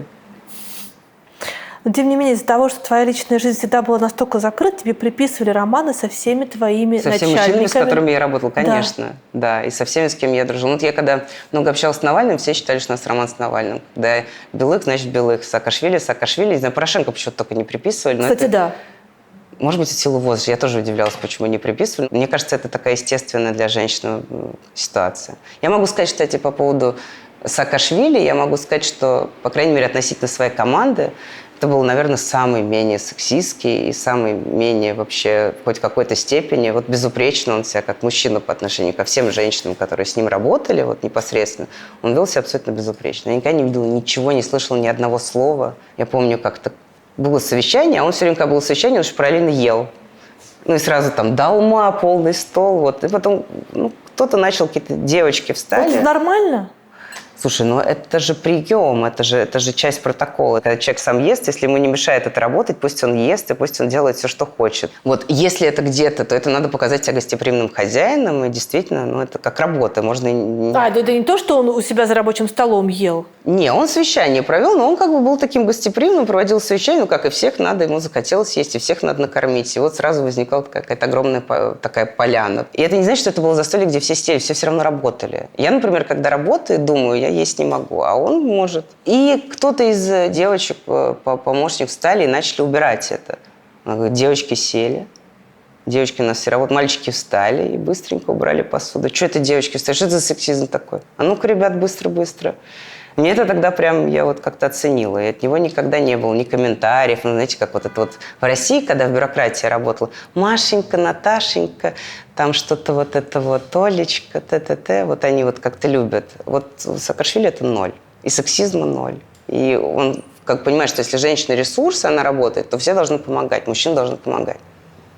Михаил Саакашвили и Одесса, и ты. Как это вообще все стало возможно? Значит, приезжий человек возглавляет один из важнейших городов страны, а в помощники ему... берут еще одного приезжего берут человека. еще одного приезжего и очень молодого человека. Слушай, ну в Украине президент Зеленский стал, по-моему, президентом, когда ему было 40 лет. Но это не такая уж большая... Тогда еще нет никакого Зеленского. Ну хорошо, но это не такая уж это молодая молодость. Я могу тебе сказать так, что это было прекрасное время, это была прекрасная идея. Ну для Одессы Саакашвили это вообще был прекрасный выбор. Почему? Ну, во-первых, одесситы любят кого-то такого, вот кто-то с какой-то международной репутацией. Они не любят людей, которых вообще никто не знает, или там, вот они хотят, у них был... У них был дюк. Да, действительно, у них был дюк. Во-вторых, у Саакашвили была фантастическая репутация, у него была просто такая магическая, то, что он сделал и в Грузии, и в Батуми, как они развили Батуми. Одесса надеялась, что это будет, что-то подобное будет сделано в Одессе. И как раз Михаил говорил и про там, казино, которое надо еще, типа план по развитию всего побережья. И это очень подходило Одессе. Кроме того, Одесса мыслит себя как такой международный, мыслила, сейчас уже это поменялось, международный русскоязычный город в рамках Украины, в составе Украины. Mm-hmm. Поэтому для них международный, русскоязычный в составе Украины – это 3 вот таких вот были основных столпа. Поэтому и международные люди, русскоязычные, которые за Украину, им подходили. А что и у меня в Одессе не было никаких, я даже там избиралась, я была депутатом. Я по мажоритарному округу выиграла, у людей не было со мной никаких проблем. А Саакашвили, если бы он пошел бы, и это была его большая ошибка, что он не пошел в мэры избраться, потому что губернатор – это назначаемая должность, мэр – это избранный. Он бы мог учить больше 50%, я уверена. Потому что тогда у него где-то рейтинг был под 90% в Одессе. Я никогда не видела такой любви. Я честно могу сказать, я работала в Кировской области, видела, как приезжал и Медведев, и Путин. Вот такой вот любви. Ну и видела, как в Украину приезжал Порошенко, и видела, как Зеленский где-то был. Ну вот Саакашвили сравни, может быть, с Зеленским в Одессе на самых ранних сроках. Потому что люди просто за ним бежали вот такой толпой, прямо вот рассказывали ему все, рассказывали о всей несправедливости, там, о том, кто чего украл. Но я потом слышала от одесситов, таких достаточно прагматичных и, может быть, в какой-то степени циничных людей, которые говорят, да мы были готовы больше никогда не воровать вообще. Мы были готовы жить вообще по-новому полностью. Мы были готовы, вот если правила изменились бы тогда, мы были на это готовы. А вы откуда с ним были вообще знакомы? Мы не были с ним вообще знакомы. Я еще увидела его интервью, Собчак, он давал интервью, я подумала, что как круто, как бы я хотела там работать. Вот. И сказала этой девочке, которая у меня была в гостях, а она говорит, ну а что, давай я вас познакомлю. Я говорю, давай. Я с ним познакомилась, и он меня позвал работать. Причем позвал меня работать, он сказал, вот советником, ты можешь жить в Израиле, вот будешь приезжать. А вот от этого разговора, до того момента, как он меня журналистом объявил как своего заместителя, прошло практически совсем немного времени, и у меня не было возможности вообще собраться и осознать это все. После того, как уже начались последствия этого. Поэтому он очень быстро, он пообщался. Я знаю, что он кого-то спрашивал рекомендации. И, видимо, получил какие-то хорошие рекомендации и решил меня взять. Почему не получилось одесское чудо?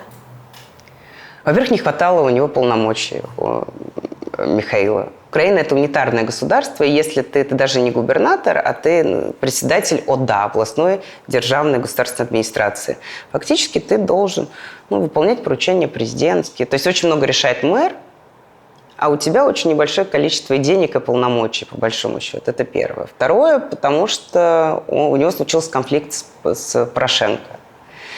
А из-за чего? Миша, вот он политически, он ушел с ним именно в политический конфликт, не личный. И в какой-то момент начал очень активно его критиковать. И эта критика эскалировала с какой-то невероятной скоростью. И Порошенко за этой скоростью эмоционально не успел, я бы так сказала. Потому что это было очень быстро и очень резко. Ну, как я могу сказать, с позиции Порошенко он взял Саакашвили работать, в свою страну пустил. Я слышала такую историю, я не знаю, правда, что... И, по-моему, Саакашвили сам это говорил, что это он сам предложил, что он будет губернатором Одесской области. Хотели назначить другого человека, а он как-то это услышал, сопоставил, увидел как бы красоту и масштаб всей идеи, предложил себя. Ну и когда они договаривались, я так понимаю, что там была речь о том, что он будет работать в команде. Я помню, как работали в команде. Очень много делалось, когда это было не против Порошенко, они вместе. Как-то это все вот работало вместе. И Порошенко приезжал, и как-то все двигалось быстро, потому что и он был заинтересован, и Миша был заинтересован. Как случился этот конфликт, и выяснилось, что один из участников, который зависит ключевые решения, не заинтересован в успехе. Саакашвили считал, что политик имеет право как бы руководствоваться только исключительно тем, что он вокруг себя видит, политической повесткой. То есть, если в политической повестке Порошенко не прав, то он, как политик, должен эту повестку вот таким вот образом отрабатывать и говорить: не прав, там, воры, жулики. А Порошенко считал, что это за пределами допустимого. И еще Михаил тоже не хотел оставаться в Одессе, ему было тесно. Он все-таки президент. И поэтому его всегда бывший, знаете, как от бывший, как в Америке, да, президент – это мистер президент. Он президент. И у него все равно мысли все были вокруг страны. То есть ему Одесса, которая на самом деле огромная, там можно работать, обработать, все равно ему была тесной. Вот мне было не тесно в Одессе, мне было очень хорошо, интересно в Одессе. А Миша говорил: надо больше, надо шире, надо общее. Вот ты как-то слишком, знаешь, ушла вглубь вот этих всех дел, да, надо смотреть на все шире. Вот в Украине так ничего не решается, в Украине все должно делаться вот как бы из центра, да, и надо менять всю страну, а вот просто вот в Одессе мы ничего не поменяем. Может быть, он был прав. Я не люблю такие вопросы, но когда они касаются политических деятелей, все-таки это имеет значение. Ты можешь не отвечать. Тем более, что Саакашвили сейчас сидит в тюрьме и находится в заведомо пораженном нам положении. Но, тем не менее, существует версия, что, будучи губернатором Одессы, Саакашвили стал злоупотреблять алкоголем и наркотиками, и стали сбиты прицелом, перестал реально оценивать обстановку. Ты была в его команде очень близко. Насколько это правда? Я считаю, что это неправда. Он очень эмоциональный человек.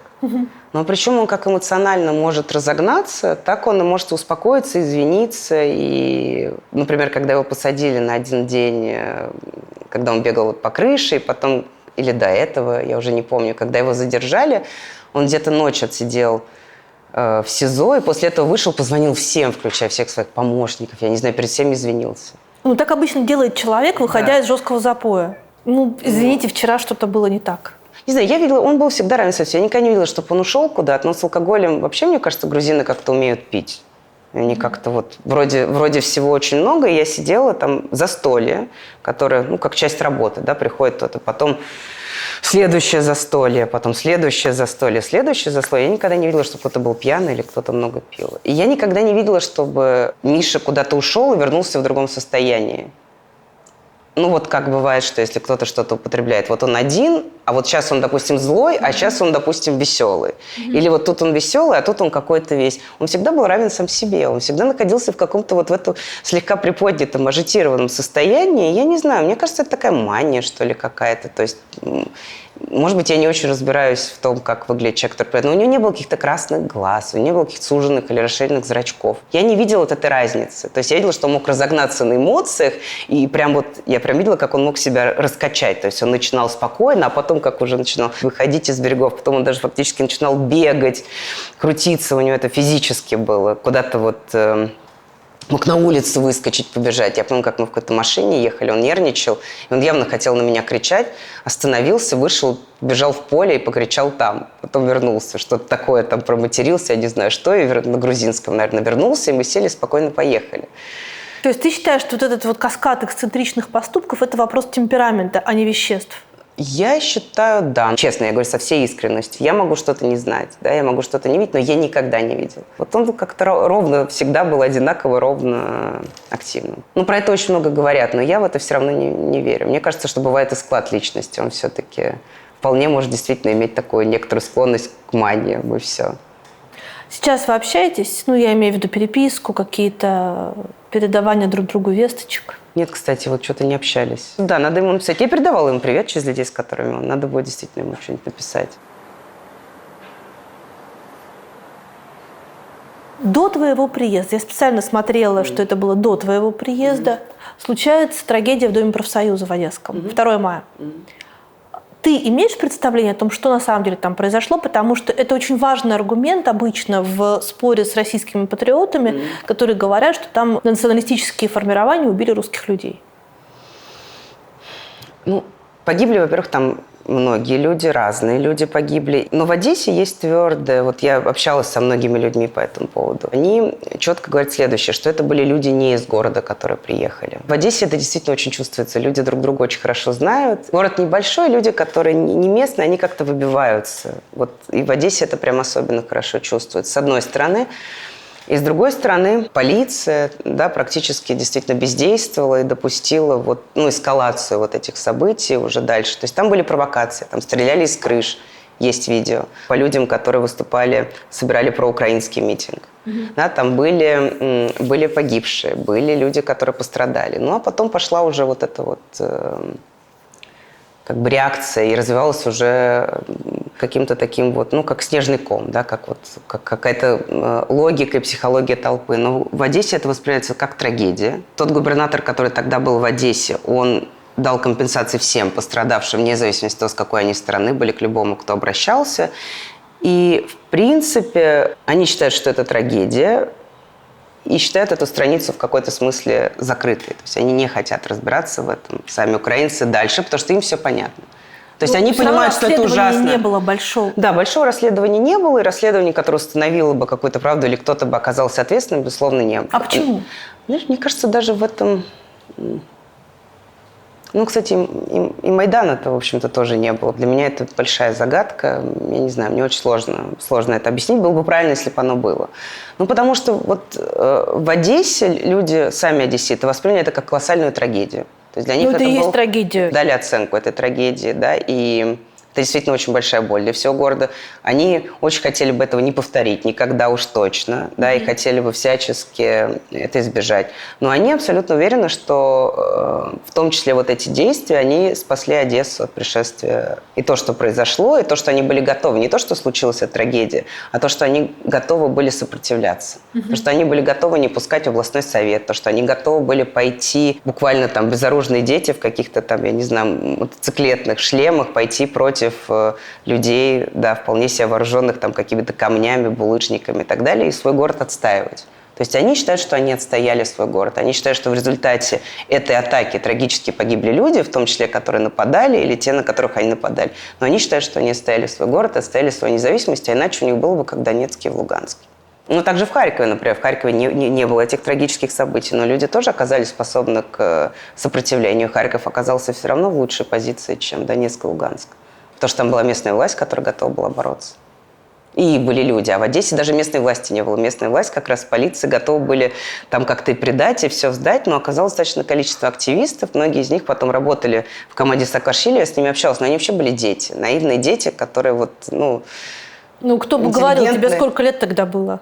Не, ну, слушай, мне было 30 с чем-то. Там были люди, 20-летние дети, трогательные, которые там взяли какую-то там, я не знаю, рацию, отдельно себе каску, пошли с голыми руками, фактически безоружные, отстаивать свой город.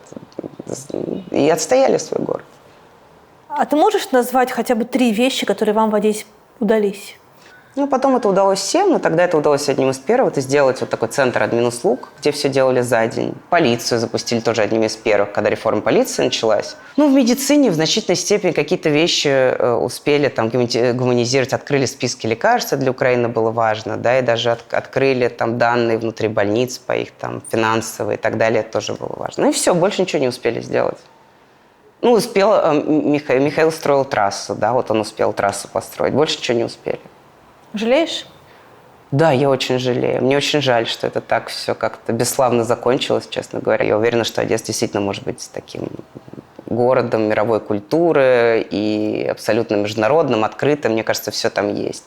Мне кажется, что там совершенно нереализованный потенциал по туризму, как самой Одесса, так и Одесская область. Там даже соседние области есть, где такие же пляжи, но они гораздо более обустроены, чем в Одессе. Порт и таможня, которым занимался Михаил. Мне вот, может быть, одно жалко, что я не попробовала вот как раз, поскольку я ушла в социальную сферу, и там, в общем-то, уже я копалась и закопалась, и она сама по себе, социальная сфера, всегда очень по времени затратная, потому что это общественные организации, люди, что я, допустим, не пошла работать в таможне. Мне было бы интересно тоже посмотреть, как это работает. Но эта реформа не удалась. Ты папина дочка? В смысле да, характера? Безусловно, абсолютно. Потому что внешне-то да. Внешне да. Да, внешне тоже. Да, я папина абсолютно. Я папина. С мамой мы очень сильно расходились. Мама, скорее, она по такому менталитету такой вот... была такой советским в каком-то смысле человеком. Вот с какими-то установками про роль женщины. Папа был абсолютно эгалитарным. У него не было никакого патриархата в голове. Он был в этом смысле очень свободным. У него не было. Мама была, вот, женщина должна это, вот, там, жизнь прожить не поле перейти, вставать надо рано, поздно встать нельзя. Какие-то, знаешь, установки очень жесткие в Советском Союзе, тебе как вот, что не сделай, все плохо. Поздно встал – плохо. Там, не знаю, мужа нету – плохо, ребенка в каком-то возрасте не родил – плохо. То есть как будто ты живешь все время в каком-то... Вот у мамы было такое, папы такого не было. Не знаю, мне казалось, что папа может чем угодно прийти с любой идеей, с тем, что я делаю, у него будет принятие этого. В отличие от мамы, которая будет: «О, боже, почему, за что мне это все?» А папа скорее принимал и гордился, или, по крайней мере, относился к этому с пониманием. И это мне очень важно было. С родителей тебе не с кем посоветоваться. С кем ты советуешься сейчас? Советуюсь с друзьями. Много из них старше меня. Я как раз люблю поэтому общаться с людьми, которые меня старше. Как раз очень много друзей у меня как раз поколение родителей. Потому что мне не хватает очень сильно. Очень сильно вот ощущаешь вот это отсутствие какой-то крыши над головой, знаешь, вот этого какого-то... Ты понимаешь, что ты уже самый старший для себя. И это тяжелое ощущение в каком-то смысле. Я давно уже в этом ощущении, но и приятно. Я всегда хотела отвечать за свою жизнь сама, жить своей жизнью, вести свою жизнь, быть главным действующим персонажем в своей жизни, но не так, чтобы у меня никогда не было вот никого, на кого ориентироваться, или кого-то, кем ты хочешь, чтобы тобой гордились. Да, я чувствую недостаток родительского присутствия, да. Это правда, что у тебя бывают депрессии? Да, бывают. Большую часть времени, мне кажется, что у меня такая мания хорошая. Нет, правда, у меня, наверное, есть какая-то склонность, если разбирать психологически, да, то, наверное, это не диагноз, но склонность к такому вот этим волнам, то есть биполярным. Когда вниз, оно мне нравится гораздо меньше, чем когда оно вверх. Как война началась, у меня достаточно долго была. Не знаю, можно сказать, депрессия, может, это была ажитированная депрессия. У меня было очень много энергии, но я очень энергично страдала. И у меня не было такого, что у меня нет сил. У меня, наоборот, было очень много сил, но я не знала, куда себя деть с этими моими всеми чувствами. А такое изводящее, изматывающее ощущение. Я старалась режимом, заниматься спортом, психологом я занималась 2 раза в неделю. Начала пить таблетки. Я все это делала. Мне все не становилось лучше. Я прям почти отчаялась. Я говорила людям, что мне там плохо, что я... не все понимали. Я говорю, что ты строишься, все в порядке. Ты в Израиле, все жива, здорова, все хорошо. Так прекрасно все. Море, солнце. А человек вообще в состоянии сам справиться с отчаянием? Ты видишь, что со всех сторон зло подступает. И ты не можешь защитить ни тех, кого ты любишь.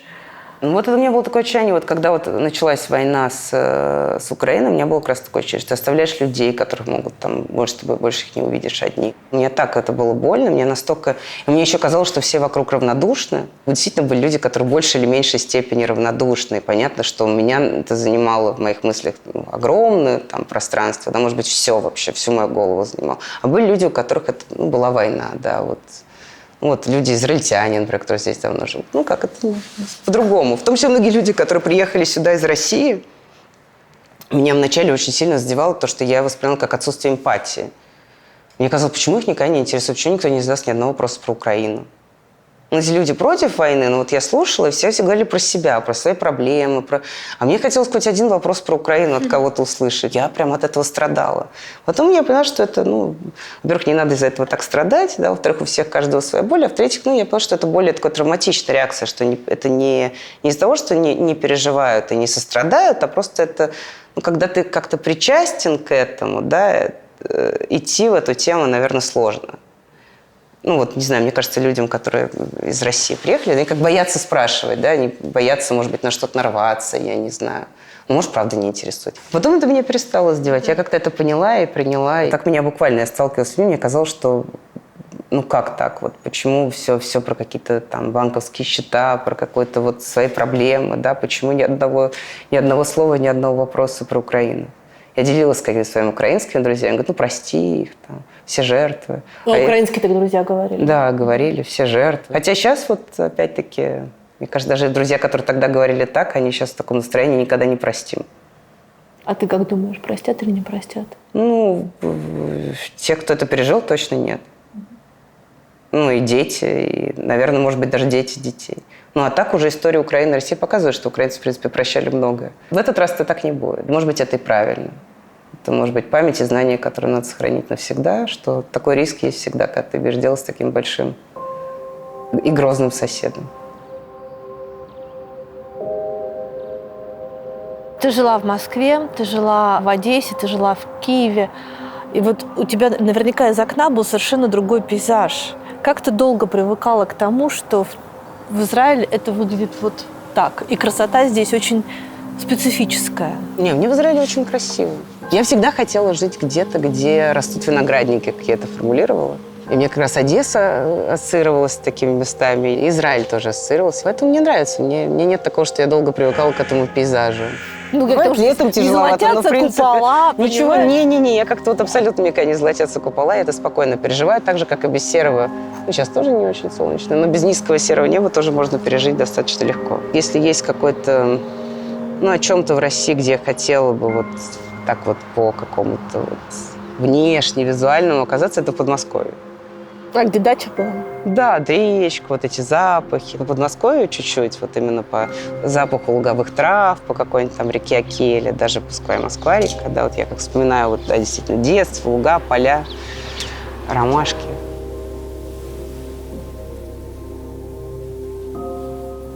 Ты несколько раз начинала свою жизнь вот не просто с чистого листа, а просто с отметки 0. Да. У тебя бывает такое, что тебе кажется, что больше у тебя нет сил начинать сначала? Когда я приехала сюда после войны, у меня как раз и было такое ощущение, думала, ну сколько можно? Вот опять вот это все, опять документы, счет банки, квартира, ребенку устроить школу, все сначала опять. Потом у меня вдруг силы появились все-таки, и я поняла, что в этом тоже есть какой-то вызов, и я многому учусь. Это требует усилий, но это меня двигает вперед все равно. Я действительно прожила несколько жизней. Я в детстве когда-то жила с мамой в Боливии. В Боливии, да. Прожила там целую жизнь. Потом прожила целую жизнь, а до этого я прожила жизнь в Советском Союзе, потому что я уехала как раз, когда он распался, я очень хорошо его запомнила. Потом я вернулась совершенно в другую Россию, которая уже была Россия 90-х, 96-го года, и прожила там жизнь насыщенную, интересную. Я прожила жизнь в Украине, тоже очень насыщенную, тоже интересную. В Одессе, в Киеве такие самодостаточно полные жизни, которая совершенно другая. Ну, какую-то маленькую жизнь, часть в Америке я тоже прожила. Я тоже этим горжусь и ценю, что я могу куда-то переехать, и я могу адаптироваться, что я вот не привязана так сильно, что я... Мало того, это требует все равно усилий, но я пытаюсь открываться, учить языки, настраиваться по ним. Ну вот, мне нравится этот процесс. И мне нравится узнавать мир, и мне нравится узнавать, как люди думают, какие у них ценности. И мне не нравятся какие-то абсолютные категории. Чем больше ты видишь, тем больше ты знаешь, тем больше ты имеешь каких-то углов зрения. И какой-то, может быть, опоры, что ли. Потому что когда твоя опора и все у тебя, как у нас все там многое. Там, скажем, моя бабушка, которой я не могу поехать, которой много лет. Там у меня все равно какие-то друзья и родственники, к которым я не могу поехать.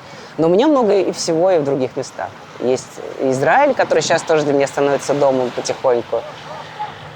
И я понимаю, что когда мне что-то не нравится, или я там скучаю по Киеву, или война, я понимаю, что это все равно, да, все эти чувства, они понятны, но все равно значит, что мне не хватает какого-то воображения для того, чтобы свою жизнь здесь наполнить смыслом, да, для того, чтобы здесь найти вдохновение, для того, чтобы здесь найти занятия, в том числе для того, чтобы оставаться человеком, работающим на Украине и в Украине. Мы с тобой, когда шли сюда, говорили о радости и о том, что так получилось, что вот там, не знаю, очень большой промежуток нашей взрослой жизни оказался вообще безрадостным. Все время ты видел впереди какой-то ужас.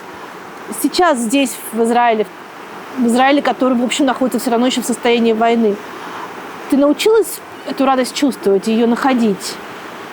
Мне кажется, я вообще не очень радостный человек изначально. А, да? Да, я учусь. Израиль — идеальное место для того, чтобы учиться. Если ты живешь, и ты продолжаешь радоваться, то это есть ответ врагам в том числе, потому что они хотят убить эту жизнь, они хотят запугать, они хотят, чтобы все сжалось и все сжались. Я понимаю, что в том числе продолжение жизни, активное, радостное, это тоже ответ на все давление, насилие, которое есть вокруг. Поэтому я стараюсь, я учусь, даже когда тяжело, и здесь люди ощущают войну, которая здесь идет, ощущают боль, но вот если ты посмотришь, да, они при этом все равно празднуют жизнь и пытаются жить. Я смотрю, учусь в процессе.